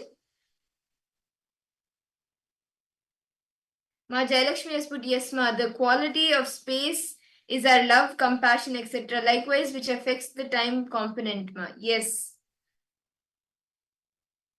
So now shall we enter into the power where we will actually be accessing the time dimension, the time and space dimension where the Akashic records are stored? Yes, Ma Lita, great to see you too, Ma. Welcome for the program. I know for a fact that no matter what happens, Ma Lita will always be there. She'll always join for the program. Whether it's late or early, Ma Lita will always be there. Okay, so now in this round, we will be doing something a little bit different. Okay, so either myself or Ma Virija, we will be giving the first name of some relative of ours, our pre-monastic relatives, the first name. Ma Jayalakshmi, you're asking a question. Okay. So you're understanding how does it affect the time component? Sure, I'll explain to you. See, Swamiji is saying over here, time and space. Okay, remember? Okay, just visualize. Time is one side and the space is both. Okay, so time and space. Swamiji says both are in the same sheet. Remember, just visualize a paper. Okay, visualize a paper. So in both sides of the paper, one paper end is time, other end of the paper is space. Both manifest. Understand? There's no separate layer for time and space. Both time and space are in one layer, they're in one sheet, one dimension. It is us who segregate. It is us we separate this time and space. That's our dimension. But we need to understand the source for these two dimensions. The source for the time and the space dimension in you is the space in which you are in, as the quality. The source material out of which your inner space is made is the same source material out of which the time and space is made. So it's all about your inner space, right? See, let's take an example. If I'm able to, let's say someone's approaching me and I can give an impact on another person, right? Okay, I want him to have the best experience. Or I can just walk away rudely and go. It's up to me, right? My space, how I want to give the other person. So same way, it is us, the space in which we are in, the quality of the space in which we are in matters a lot, as it does affect this time and space, as our inner space and the time space both are in one layer. The source for both is consciousness. So if you are having love, let's say you're expressing love in you, you manifest that to the outside. You'll manifest love space. You'll have love as a time-space continuum. If you have anger, jealousy inside, you'll outside as it's just a reflection, right? The consciousness is the catalyst, right? The same, the times you'll have the anger, jealousy as a time-space continuum. So I understanding, Ma? The quality in which the space we are in, the space in which we are in matters a lot, as it affects the time-space continuum in outside, as the time-space continuum, the space and time and our inner space both are made up of, both have the source called consciousness. I hope, Ma Jayalakshmi, you have further questions, Ma? Do feel free to post in the chat section.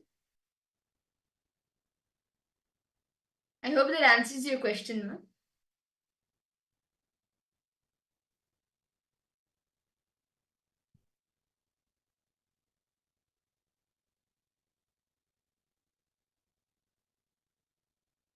Okay. Yes. So, Ma Jayalakshmi, if you have any further questions, you can post it.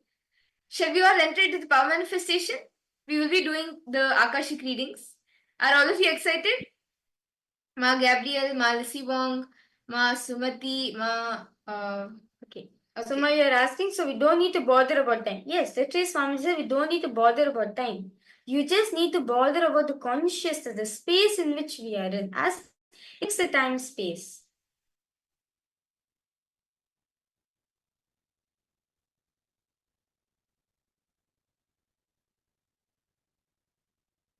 Seema, time, there's two definitions Swamiji will say. If you have listened to the satsang, with two things. Time, see, time, we can use the help of time to chronologically plan yourself, to get yourself organized. You can use time in that.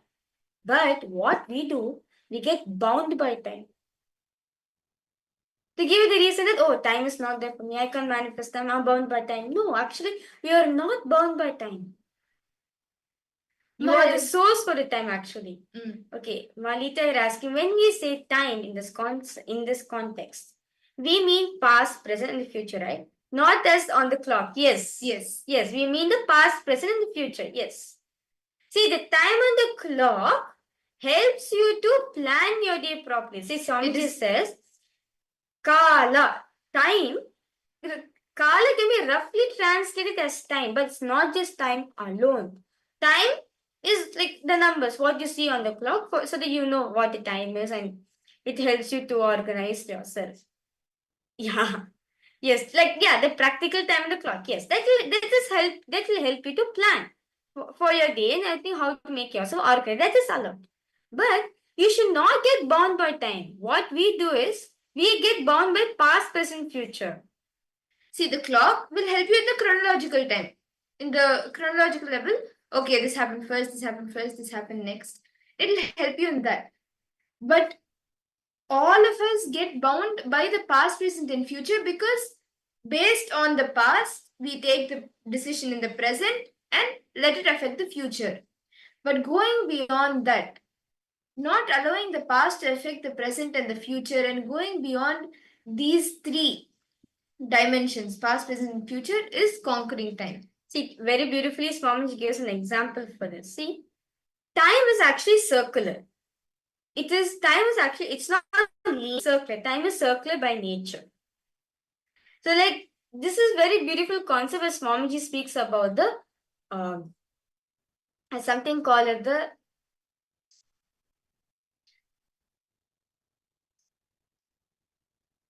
okay. So, actually, this very beautiful concept Swamiji will say that there's 9 parts of time. So, which is past. Okay, this is called the Nityatva. The science of Nityatva. So, this is basically actual time, Kala is. So, Nityatva goes space beyond, okay, the time before past. Okay, that's 1. Past, that's 2. Then past evolving into future, moving into present. Then present, which is 4. Now present evolving into future itself. Then space after future. These 7, actually, sorry, not 9. These 7 put together is Nityatva. So you can see now the space after time, till again the space after future, till actually come back to past, right? The time before past, then the whole circle continues. And this is what Swamiji calls the Nityatva, the eternity concept, where time is circular. It is not linear. It's not what we see in a normal clock. No, it is the circular form. So to give an example, I have a bangle with me. Okay. So let's say this is the space before time. Next to this, this is time before past. Then past. Then past evolving into present. Then present itself. So now in the middle. Now present merging into future. Then future. And again, then after space after future. Now again I go back to the starting point. Time before past. So understand, this whole thing is in circular form. This whole thing is linear. This whole thing is circular. So Swamiji says, time is linear. Time is circular. It's not linear. So we should not be bound with this. That's Swamiji says. The only way to come out from this is unclutching from it. You have to break free yourself from it. So the space in which you are in, as in the Satsang Swamiji was sharing, right? The space in which you are in, it affects the space outside. As the source for both of the space, the source for these is consciousness, the Chidabhasha. Yes, I understanding, Ma Jayalakshmi, Malita. Ma Jayalakshmi and Malita, do you have any other questions? Are each of you understanding the concept? Actually, you can rewatch either the retelecast of today and even continue attending the other days. It will actually help you to understand this concept better. Okay. Malita has asked. Okay, Malita, you have asked. If the only things that actually exist at present, then why does Akashic records hold past events, etc., and also project the future? See, it's the whole time which is moving, right? The whole time is moving continuously. See, in the space of Akashic reading, it is present. Like, if you see, Swamiji will say, it is present only. There's no, if you're accessing the Akashic records, it is just a different time, but it's actually it's present only. We only have termed it as past, present, or future, but it's present. When Swamiji is reading out the Akashic records, Swamiji is in absolute space of present. And he's already seeing it happening. That is why he's able to reveal it. Okay, Malita has asked. Yes, it's present only, yes. Swamiji said, yes, Akashic records, it's present only. We are the one who's cognizing as past, present, and future. And that is why we are bound by the past, present, and future. And today we are seeing how we can conquer that and come out of that.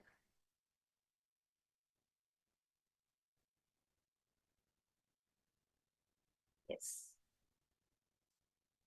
Okay. So any questions all participants are having? See, that's why it's actually very nice to have the Vakyartha Sadas where both of us, where all of us together, we can chew on the powerful cognition Swamiji is giving. Okay, Ma Vamadevi. Ma Vamadevi has asked, is it the same as Buddhism? Endless cycle of birth and rebirth. So the birth and rebirth, that concept is actually, yes, that also exists, but there are some slight differences. So here we are speaking about time, how the entire cycle, whether you are whether it is in the in our day-to-day life, the present, our decisions, taking all our decisions from the past into the present and the future. All of that is happening continuously. It's like a continuous, it's a continuum. The birth and rebirth, actually we will see that more in the day of death, because the entire concept of birth and rebirth, that also is there in Hinduism. Also it is there, and yes, it is, in a way, it is connected, because all of these are also there in the cosmic archives in time, in the time and space. Vamadevi, Buddhism is a branch. Yes, it's a branch from Hinduism. Yes, so the concept. See, there's many similarities. Like Buddhism will have similar similarities to Hinduism. Yes, because the root from which Buddhism came is actually from Hinduism only. So that's why. So the root concept is the same, but there will be slight differences. Okay. Yes. So now, Ma Jayalakshmi. So now, continuing to the question you have asked, right? So now we are bound. Okay. So now all of us, just imagine we are in this circle. Okay. We are in this circle. So continuously we are in this hole. Okay. This is the time in which all of us are caught. So from 12, again go back to 12. Then the next day we start. Then month passes. Then like half a year passes. Then 1 year passes. And yeah, time goes continuous. This is what all of us know, right? The time continues. So now all of us are bound by this time. We're not able to go out from this circle. How do we go out? The only way to come out from the cycle is break free yourself from it. You have to come out from the circle. See, just like, actually when Swamiji is revealing this truth, I visualize it as if you're stuck in a circle. In a circle, there's no start, there's no end. Where you start, you come back to the same position again, right? See, even if you, like, for example, because it's a circle, in whichever way you bend it, like whether you turn it, like if I just take this, for example, sorry, if I take this, for example, now this is in this direction, like it is outwards. But in whichever direction I fold it, whether I fold it like this, or whether I change it like this, or whether I make it infinite, like turn it like this, whatever it is, it will still go in a loop. The time dimension, like from the time before past, the past, then past evolving to present, all of this will go in a cycle, whatever shape, whatever way you make it, because it goes in a circle, you continuously go in that cycle of time. Whether we are now in, like in this life, or even after life, like Ma Vamadevi, you asked about birth and rebirth. In any, right now, until we break free from this is the same cycle that we are going in. Yes. So now how do we break free ourselves from this cycle? So the only way is unclutch from it. So understand, here comes the next two Swamiji will say. Time is just Maya, an illusion. That's it. All of us think that time is something like an existential reality, right? But Swamiji says, you need to understand time is just a veil. It is just a Maya, an illusion put on us. Yes, Ma Jayalakshmi, I hope you are catching the thread. Like if you're catching the whole thing, no, it's actually very beautifully Swamiji would say. No, all of us, just imagine, we are caught in this whole cycle. How do we come out? The thing Swamiji says, this whole thing is just Maya. That's it. It's an illusion. It is not, okay, in the first place, no one said it is not there. And no one said that it is there. It's just Maya illusion which we have created for ourselves. So only way is just unclutch, realize I'm the one manifesting this whole play. So that is why Swamiji says, the space in which you are in, the quality, the space in which you are in matters a lot as it affects the time-space continuum. Okay, so I hope this answers your question, Mama Jayalakshmi. Yes. And please feel free to ask any other questions. This is actually quite interesting. It's actually when we have the Vakyats and the Jivartha Sadas, we get to understand these truths more and more deeper. And of course, every time we listen to Swamiji, we get new clicks. Okay. Any other questions? Ma Lita, Ma Gabriel, Ma Jayalakshmi, Ma Lissivang. I saw Ma Lita and Ma Lissivang put a yes for the power manifestation. Okay. But thank you. That's fine, Mama Jayalakshmi. That's no problem. Yes. Okay. So shall we all enter into the power manifestation now? This round of Akashic readings, what we will be doing is, either myself or Ma Virija, we will be giving a name of any of our pre-monastic relatives. And you will be seeing in the Akashic cards in what way they are related to us. What relation do we have with them? Okay? Like, are they an aunt? Are they an uncle? Are they a grandparent? What is the exact relation that you will be scanning, you will be seeing in the Akashic records? So can I request each of you to take a moment to bring your Atmamurti if you don't have it? And if you have it, you can apply the Jnananjana on your third eye and on the Atmamurti. Malisi, you have asked. Okay, because all the participants, as all of us are gathering up the items, getting ready for power manifestation. Yes, Malisi, you have asked, why do we choose to rebirth again and again? It's because we want to fulfill our desires, no? Masi. Certain desire we not have fulfilled in this birth. That is actually certain desire we not fulfill in this birth. So that's why we take the next birth again and again. That's the concept of karma, as Swamiji says. Where you have certain desires to fulfill. When you leave the body, you will say, okay, let me fulfill some of the desires. So you come take the next birth. So this whole circle of birth and death and rebirth will come. Unless you met the Guru. If you have met the Guru, Swamiji will take it. He will erase. He will literally completely wipe out all the karmas you have come. All the unnecessary desires we have accumulated so far. not just in this birth, in all the births which have accumulated, all this also will be clean.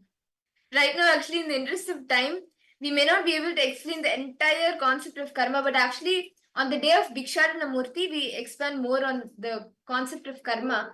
It's a really deep and vast concept. But just to give a brief, we have three types of karmas, and those three types of karmas, until all of those karmas are like fulfilled, we keep it's a conscious choice that usually we take to take rebirth. And as Maharija said, if we meet the Guru, then he erases all of those unfulfilled desires, which stops us from getting into the cycle of rebirth again. So yes. Now shall we all enter into the power manifestation?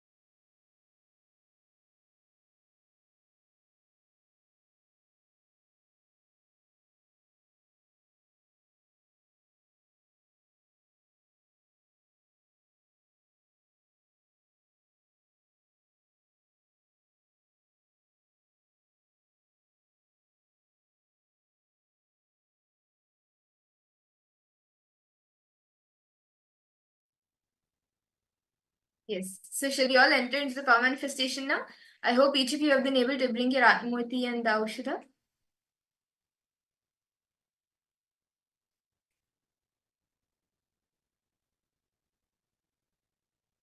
I request all of you to please sit straight, chant the Mahavakya, connect to Swamiji. And whatever is revealed to you in golden letters, see, Swamiji's Atmamurti, Swamiji's form, is the portal for us to see and access the cosmic archives. And the Akashic records will be revealed to you in golden letters on Swamiji's form. So whatever is revealed to you in golden letters, you can note that down, and that will be what is being revealed to you. So now I'll be giving a name of a relative, the first name. We will be giving the first name of a relative, and you will be seeing the Akashic records in what way they are related. Okay, are all of you ready? Please sit straight, connect to Swamiji. The name of the person, the first name of the person to whom each of you will be seeing how they are related to me is Manjula. Her name is Manjula. So now each of you can connect to Swamiji and see how this person is related to me.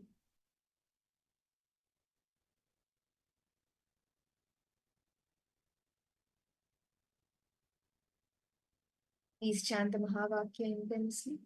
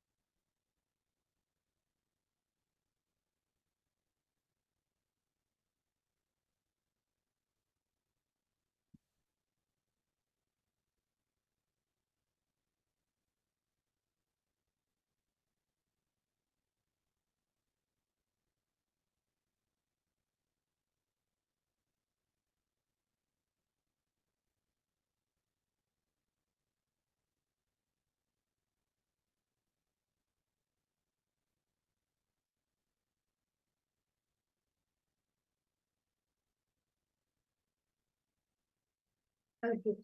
Can I request all of you to relax? You can start posting in the chat what was revealed to you in the Akashic readings. What did Swamiji reveal to you?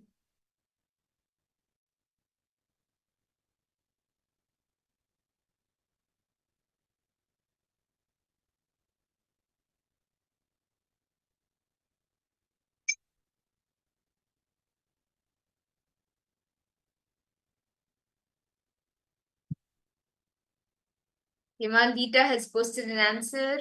Okay, come on. Everyone else, you can post your answers. What did Swamiji reveal? And you can take a minute more, it's okay.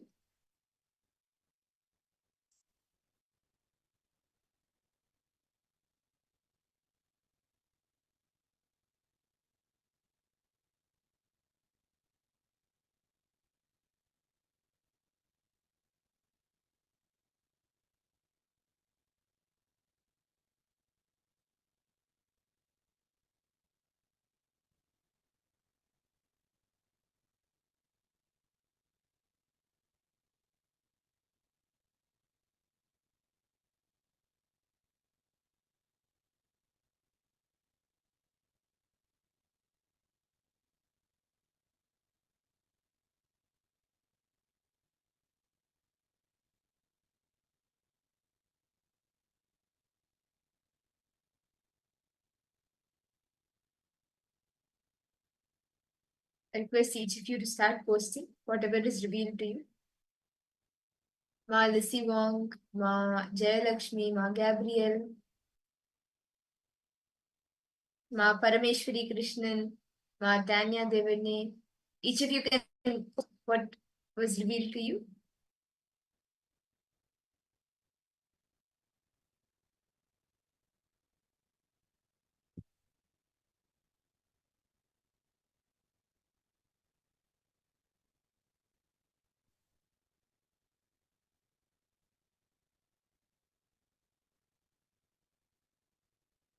In Malita, you posted is a mother figure to you. Okay. Okay. What else? Ma Lissy Wong, Ma Jayalakshmi, Ma Gabriel, Ma Sumati, Ma Malukhya Mona, Ma Ananda Lakshmi, Ma Yogananda Rupini, Ma Parameshwari, Ma Tanya. Each of you can post. Patrick Panisaya, Nithyanandam, what did you see?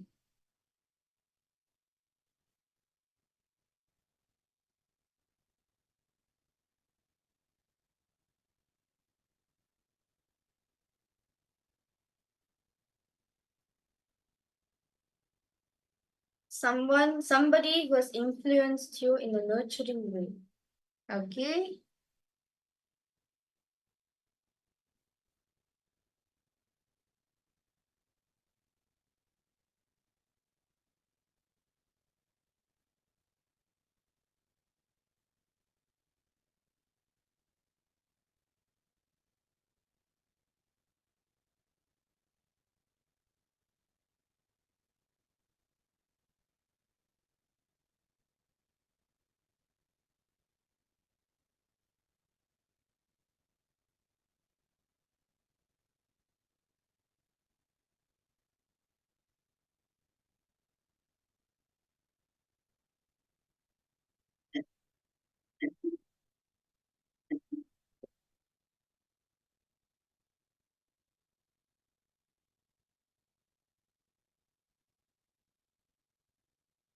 Very close relationship. Yes, Manjula. Yes, Ma Vamadevi is Manjula.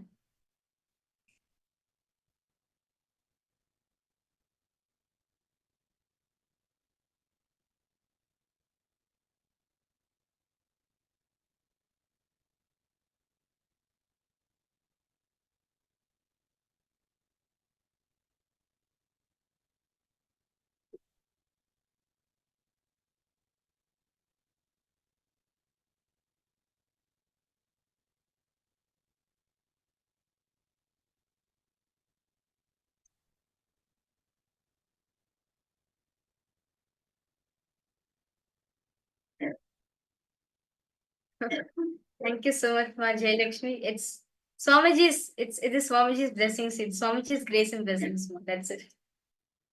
Okay, so come on. Anyone else wants to share the Answer, what did Swamiji reveal to you? My good friend from Singapore, Sangha called Manjula.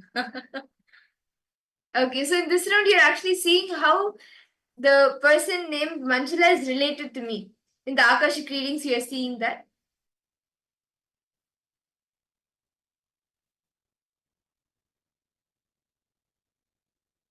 Ma Vamadevi, since when do you know Swamiji?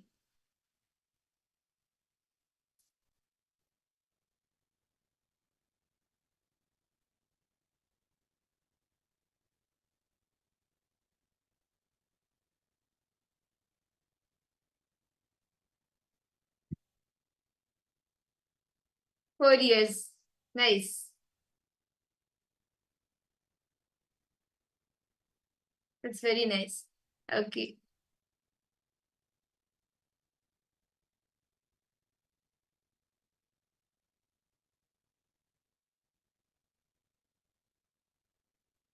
Okay, so shall I tell the answer now?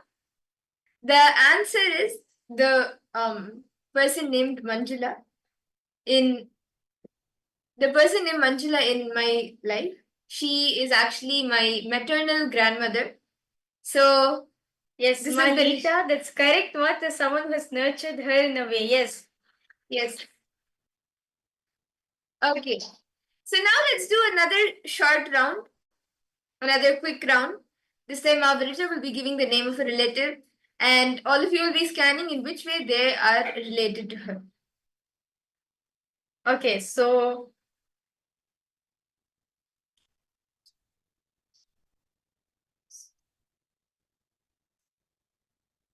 okay, so the name for all the participants is Revati Manimaran. So her name is Revati Manimaran. So I request all participants to scan. How is she related to me?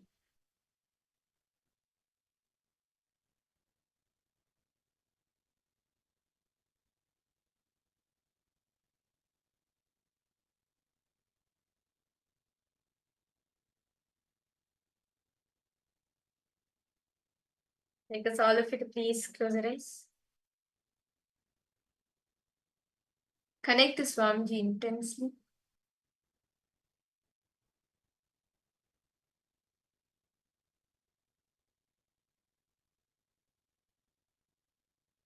Chant the Mahavakya.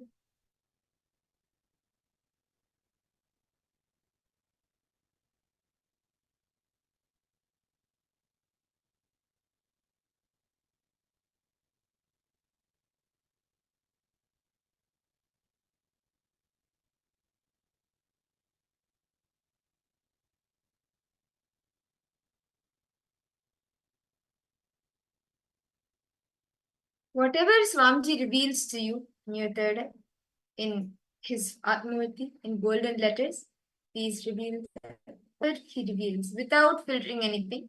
You can post that in the chat.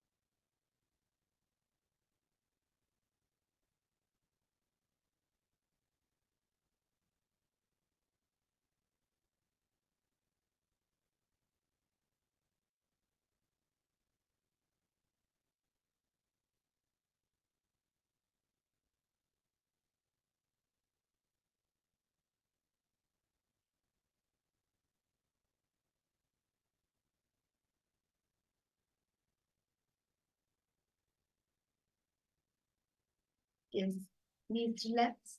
Can I request each of you to start posting what was revealed to you? What did Swamiji reveal to you in the Akashic records? How is Ma Revati connected to Ma Viraja? What relation did she have with Ma Viraja before Ma Viraja took up the sannyas?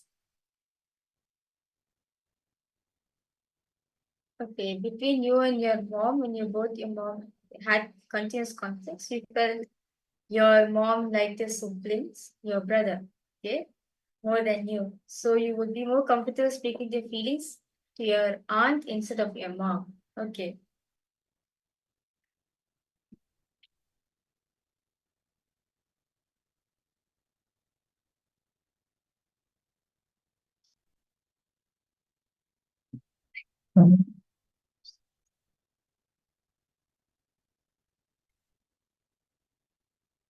Can each of you post?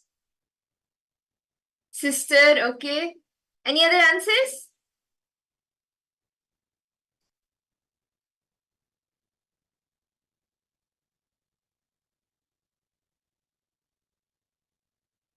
Ma Margarida, Ma Maluhya Mona, Ma Jayalakshmi, Ma Gabriel.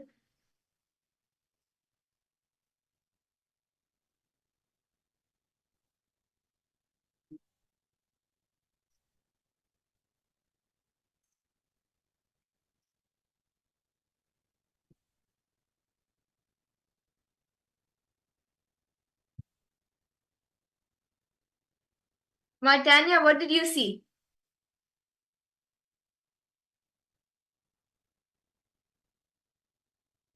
Okay, so shall we reveal the answer now?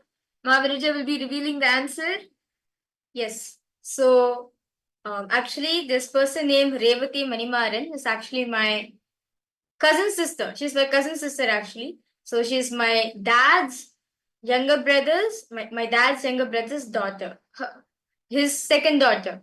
So, she's my younger sister to me. And yes, that's very true, Malita, what you're saying. Yeah, the times conflicts with my mom, like for joining Gurukul, the time when I had conflicts with my mom. Yes, I used to open up with her a lot. Yes, I used to open up with her. She used to be my kind of like my elder sister, I would say. And because I used to visit their home very frequently, so I used to consider her as my elder sister. That's very true. Yes. Okay, great. Yes, Malisi won. That's true. You also, you're right, Ma. That's nice.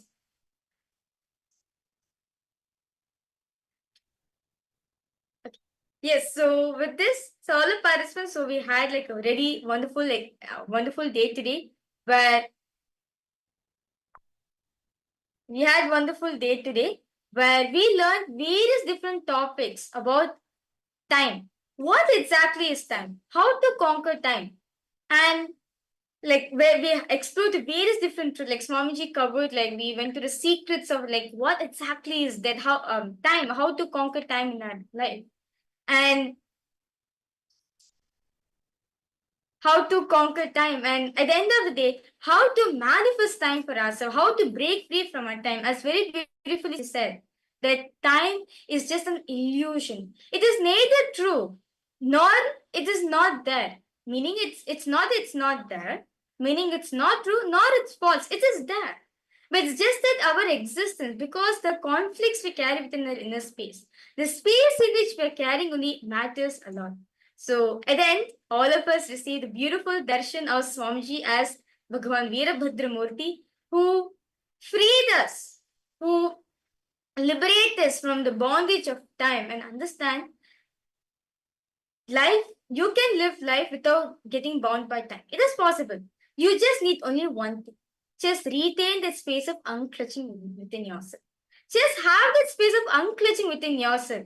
You'll just see that no matter what happens, you're always in the present, as living in the present is enlightenment. So, with this, we would like to thank every single participants who joined us. Thank you so much. And we'd like to invite you once again for tomorrow's Paramashivoham program, which is starting at 7 a.m. Eastern Standard Time. We'll be starting with the yoga, continue the rest of the sessions for the day. So now we thank all of you for joining us. And with that, let us all now offer our heartfelt gratitude at the Divine Lotus feet of Swamiji for giving us this opportunity to explore on this various deeper truths, secrets of Hinduism. And let us now conclude this program by chanting the Purna Mantra. ॐ पूर्णमदः पूर्णमिदं पूर्णात् पूर्णमुदच्यते पूर्णस्य पूर्णमादाय पूर्णमेवावशिष्यते ॐ शान्ति शान्ति शान्तिः हरि ओम तत्सत् सर्वं भगवत् श्री नित्यानंद परमशिव पादुकार्पणमस्तु ओम Nityanandam. Nithyanandam, thank you. Thank you everyone. Nithyanandam. Around 5,000 years ago, at the end of Mahabharat War, the ancient enlightened Hindu civilization consisted of 10,000 Hindu traditions, or sampradayas, that existed in 56 Hindu nations, 200 Hindu kingdoms, 1,700 Hindu provinces that covered more than 6 million kilometers square of Asia. The Supreme Pontiff of Hinduism, SPH, Bhagavan Sri Nithyananda Paramashivoham, is the reviver of KAILASA, this ancient enlightened Hindu civilizational nation. KAILASA is an unbroken cultural, religious, historical, civilizational, and sovereign continuation and revival of multiple of these historical Hindu sovereign states and Hindu ecclesiastical entities. The unbroken continuity of these ancient Hindu nations through KAILASA results in the legal recognition of KAILASA as per the international customary law, particularly the doctrine of continuity. The international law, the doctrine of continuity, implies that upheavals and revolutions within a country, changes in government, territorial adjustments, measures taken during military occupation, or other internal transformations do not negate the existence of the country, do not affect the legal personality and international obligations of the country or state. The Vienna Convention on Succession of States in respect of treaties, 1978, addresses these principles of the doctrine of continuity as it outlines international law during situation of state succession or continuation.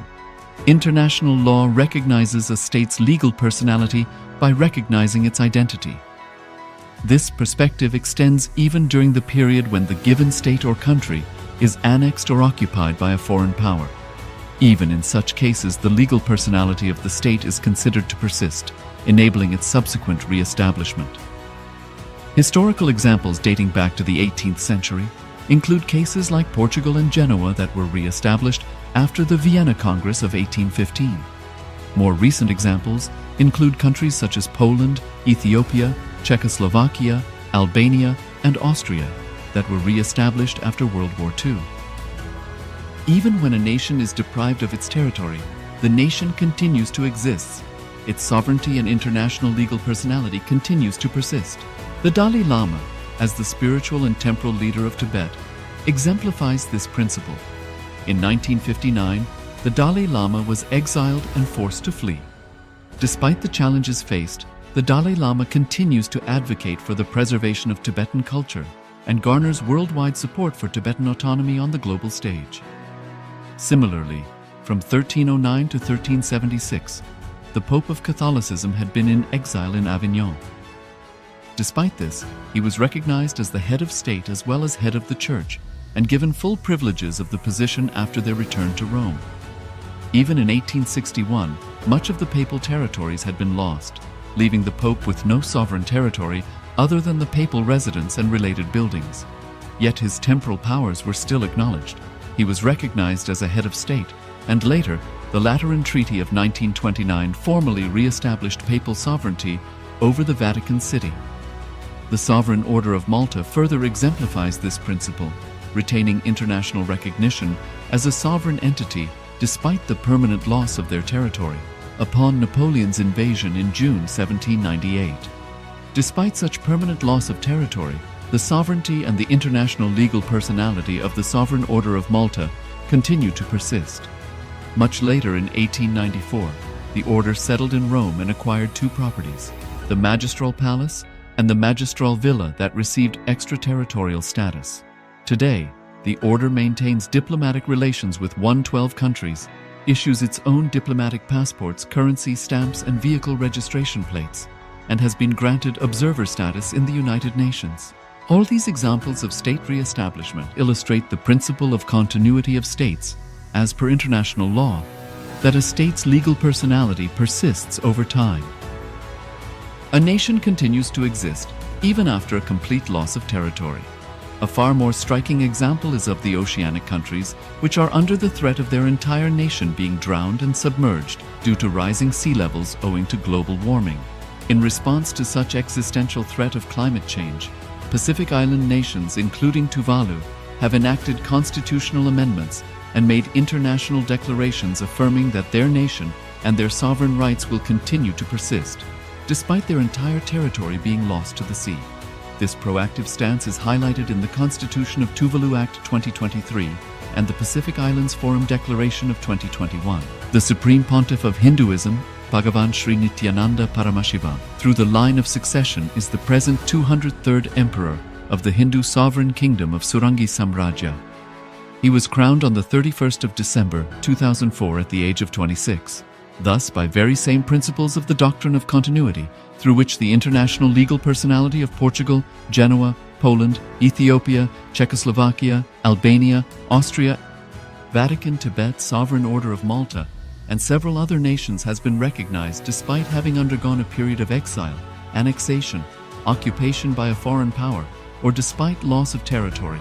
The SPH Nithyananda Paramashivoham, through well-established legal and historical facts about the Hindu sovereign state of the Surangi Samrajyam, derives all sovereign rights and powers of the royal lineage of the Surangi Samrajyam as its 203rd sovereign emperor, from his inheritance and continuation of the unbroken succession of the kingdom of Surya Vamsa Surangi Samrajyam Sarvanapitha.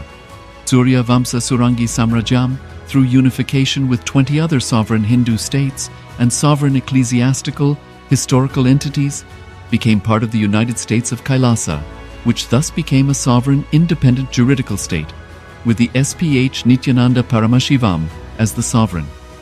Just as how the oceanic nations like Tuvalu have safeguarded their sovereignty from the existential threat of total submersion by amending their constitution and asserting that their sovereignty will persist regardless of the loss of their territory, KAILASA, which is a sovereign continuation of 21 sovereign Hindu states and sovereign ecclesiastical historical entities, is also reviving and continuing the Kumari Kandam Hindu nations that got submerged. As per the doctrine of continuity, these facts imply that the Kailasa's statehood is recognized by international law and manifests as a natural outcome of well-established historical legal facts. Share your time, talent, and treasure. Become part of KAILASA. Sign up as an eCitizen https://kailasa.ecitizen.info. Around 5,000 years ago, at the end of Mahabharat War, the ancient enlightened Hindu civilization consisted of 10,000 Hindu traditions, or sampradayas, that existed in 56 Hindu nations, 200 Hindu kingdoms, 1,700 Hindu provinces that covered more than 6 million kilometers square of Asia. The Supreme Pontiff of Hinduism, SPH, Bhagavan Sri Nithyananda Paramashivoham, is the reviver of KAILASA, this ancient enlightened Hindu civilizational nation. KAILASA is an unbroken cultural, religious, historical, civilizational, and sovereign continuation and revival of multiple of these historical Hindu sovereign states and Hindu ecclesiastical entities. The unbroken continuity of these ancient Hindu nations through KAILASA results in the legal recognition of KAILASA as per the international customary law, particularly the doctrine of continuity.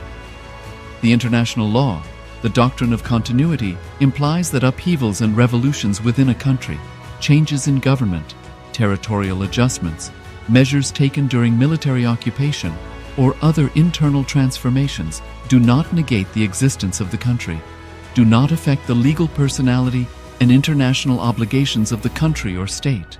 The Vienna Convention on Succession of States in Respect of Treaties, 1978, addresses these principles of the doctrine of continuity as it outlines international law during situation of state succession or continuation. International law recognizes a state's legal personality by recognizing its identity. This perspective extends even during the period when the given state or country is annexed or occupied by a foreign power. Even in such cases, the legal personality of the state is considered to persist, enabling its subsequent re-establishment. Historical examples dating back to the 18th century include cases like Portugal and Genoa that were re-established after the Vienna Congress of 1815. More recent examples include countries such as Poland, Ethiopia, Czechoslovakia, Albania, and Austria that were re-established after World War II. Even when a nation is deprived of its territory, the nation continues to exist. Its sovereignty and international legal personality continues to persist. The Dalai Lama, as the spiritual and temporal leader of Tibet, exemplifies this principle. In 1959, the Dalai Lama was exiled and forced to flee. Despite the challenges faced, the Dalai Lama continues to advocate for the preservation of Tibetan culture and garners worldwide support for Tibetan autonomy on the global stage. Similarly, from 1309 to 1376, the Pope of Catholicism had been in exile in Avignon. Despite this, he was recognized as the head of state as well as head of the Church, and given full privileges of the position after their return to Rome. Even in 1861, much of the papal territories had been lost, leaving the Pope with no sovereign territory other than the papal residence and related buildings. Yet his temporal powers were still acknowledged. He was recognized as a head of state, and later, the Lateran Treaty of 1929 formally re-established papal sovereignty over the Vatican City. The Sovereign Order of Malta further exemplifies this principle, retaining international recognition as a sovereign entity despite the permanent loss of their territory upon Napoleon's invasion in June 1798. Despite such permanent loss of territory, the sovereignty and the international legal personality of the Sovereign Order of Malta continue to persist. Much later in 1894, the order settled in Rome and acquired two properties, the Magistral Palace and the Magistral Villa that received extraterritorial status.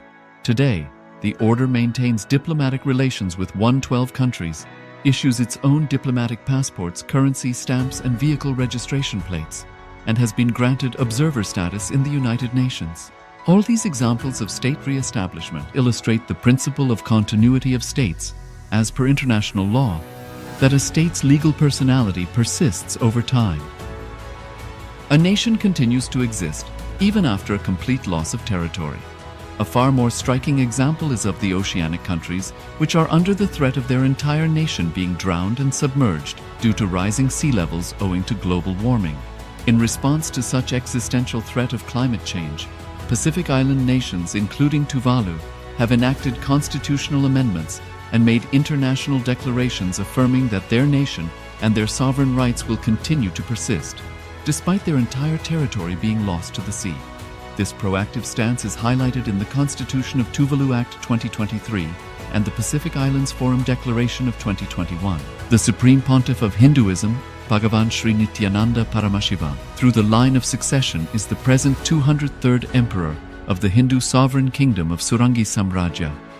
He was crowned on the 31st of December 2004 at the age of 26. Thus, by very same principles of the doctrine of continuity, through which the international legal personality of Portugal, Genoa, Poland, Ethiopia, Czechoslovakia, Albania, Austria, Vatican, Tibet, Sovereign Order of Malta, and several other nations has been recognized despite having undergone a period of exile, annexation, occupation by a foreign power, or despite loss of territory. The SPH Nithyananda Paramashivoham, through well-established legal and historical facts about the Hindu sovereign state of the Surangi Samrajyam, derives all sovereign rights and powers of the royal lineage of the Surangi Samrajyam as its 203rd sovereign emperor, from his inheritance and continuation of the unbroken succession of the kingdom of Surya Vamsa Surangi Samrajyam Sarvanapitha. Surya Vamsa Surangi Samrajyam, through unification with 20 other sovereign Hindu states and sovereign ecclesiastical, historical entities, became part of the United States of KAILASA, which thus became a sovereign, independent juridical state, with the SPH Nithyananda Paramashivoham as the sovereign.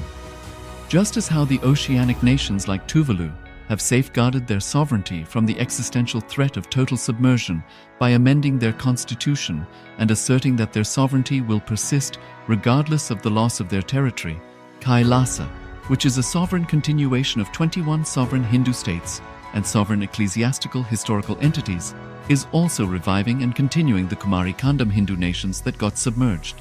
As per the doctrine of continuity, these facts imply that the Kailasa's statehood is recognized by international law and manifests as a natural outcome of well-established historical legal facts. Share your time, talent, and treasure.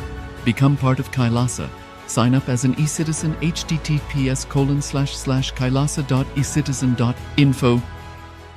Around 5,000 years ago, at the end of Mahabharat War, the ancient enlightened Hindu civilization consisted of 10,000 Hindu traditions, or sampradayas. that existed in 56 Hindu nations, 200 Hindu kingdoms, 1,700 Hindu provinces that covered more than 6 million kilometers square of Asia. The Supreme Pontiff of Hinduism, SPH, Bhagavan Sri Nithyananda Paramashivoham, is the reviver of KAILASA, this ancient, enlightened Hindu civilizational nation. KAILASA is an unbroken cultural, religious, historical, civilizational, and sovereign continuation and revival of multiple of these historical Hindu sovereign states and Hindu ecclesiastical entities. The unbroken continuity of these ancient Hindu nations through KAILASA results in the legal recognition of KAILASA as per the international customary law, particularly the doctrine of continuity.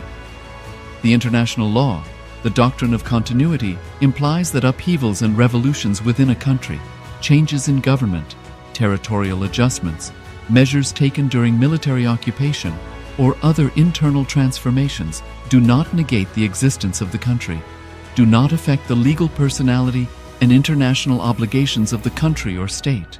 The Vienna Convention on Succession of States in Respective Treaties, 1978, addresses these principles of the doctrine of continuity as it outlines international law during situation of state succession or continuation. International law recognizes a state's legal personality by recognizing its identity. This perspective extends even during the period when the given state or country is annexed or occupied by a foreign power. Even in such cases, the legal personality of the state is considered to persist, enabling its subsequent re-establishment. Historical examples dating back to the 18th century include cases like Portugal and Genoa that were re-established after the Vienna Congress of 1815. More recent examples include countries such as Poland, Ethiopia, Czechoslovakia, Albania, and Austria that were re-established after World War II. Even when a nation is deprived of its territory, the nation continues to exist. Its sovereignty and international legal personality continues to persist. The Dalai Lama, as the spiritual and temporal leader of Tibet, exemplifies this principle. In 1959, the Dalai Lama was exiled and forced to flee. Despite the challenges faced, the Dalai Lama continues to advocate for the preservation of Tibetan culture and garners worldwide support for Tibetan autonomy on the global stage. Similarly, from 1309 to 1376, the Pope of Catholicism had been in exile in Avignon. Despite this, he was recognized as the head of state as well as head of the church and given full privileges of the position after their return to Rome. Even in 1861, much of the papal territories had been lost, leaving the Pope with no sovereign territory other than the papal residence and related buildings. Yet his temporal powers were still acknowledged. He was recognized as a head of state, and later, the Lateran Treaty of 1929 formally re-established papal sovereignty over the Vatican City. The Sovereign Order of Malta further exemplifies this principle, retaining international recognition as a sovereign entity despite the permanent loss of their territory upon Napoleon's invasion in June 1798. Despite such permanent loss of territory, the sovereignty and the international legal personality of the Sovereign Order of Malta continue to persist. Much later in 1894, the order settled in Rome and acquired two properties, the Magistral Palace and the Magistral Villa that received extraterritorial status. Today, the order maintains diplomatic relations with 112 countries, issues its own diplomatic passports, currency, stamps, and vehicle registration plates, and has been granted observer status in the United Nations. All these examples of state re-establishment illustrate the principle of continuity of states, as per international law, that a state's legal personality persists over time. A nation continues to exist even after a complete loss of territory. A far more striking example is of the oceanic countries, which are under the threat of their entire nation being drowned and submerged due to rising sea levels owing to global warming.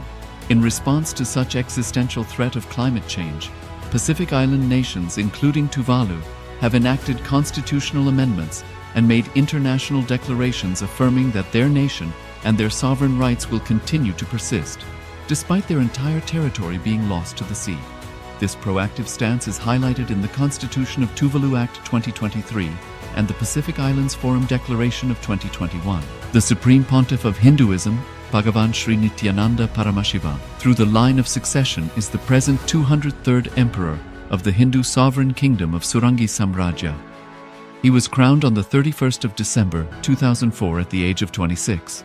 Thus, by very same principles of the doctrine of continuity, through which the international legal personality of Portugal, Genoa, Poland, Ethiopia, Czechoslovakia, Albania, Austria, Vatican, Tibet, Sovereign Order of Malta, and several other nations has been recognized despite having undergone a period of exile, annexation, occupation by a foreign power, or despite loss of territory. The SPH Nithyananda Paramashivoham, through well-established legal and historical facts about the Hindu sovereign state of the Surangi Samrajyam, derives all sovereign rights and powers of the royal lineage of the Surangi Samrajyam as its 203rd sovereign emperor, from his inheritance and continuation of the unbroken succession of the kingdom of Surya Vamsa Surangi Samrajyam Sarvanapitha. Surya Vamsa Surangi Samrajyam, through unification with 20 other sovereign Hindu states and sovereign ecclesiastical, historical entities, became part of the United States of KAILASA, which thus became a sovereign, independent juridical state, with the SPH Nithyananda Paramashivoham as the sovereign. Just as how the oceanic nations like Tuvalu have safeguarded their sovereignty from the existential threat of total submersion by amending their constitution and asserting that their sovereignty will persist regardless of the loss of their territory, KAILASA, which is a sovereign continuation of 21 sovereign Hindu states and sovereign ecclesiastical historical entities, is also reviving and continuing the Kumari Kandam Hindu nations that got submerged. As per the doctrine of continuity, these facts imply that the Kailasa's statehood is recognized by international law and manifests as a natural outcome of well-established historical legal facts. Share your time, talent, and treasure. Become part of Kailasa. Sign up as an eCitizen https://kailasa.ecitizen.info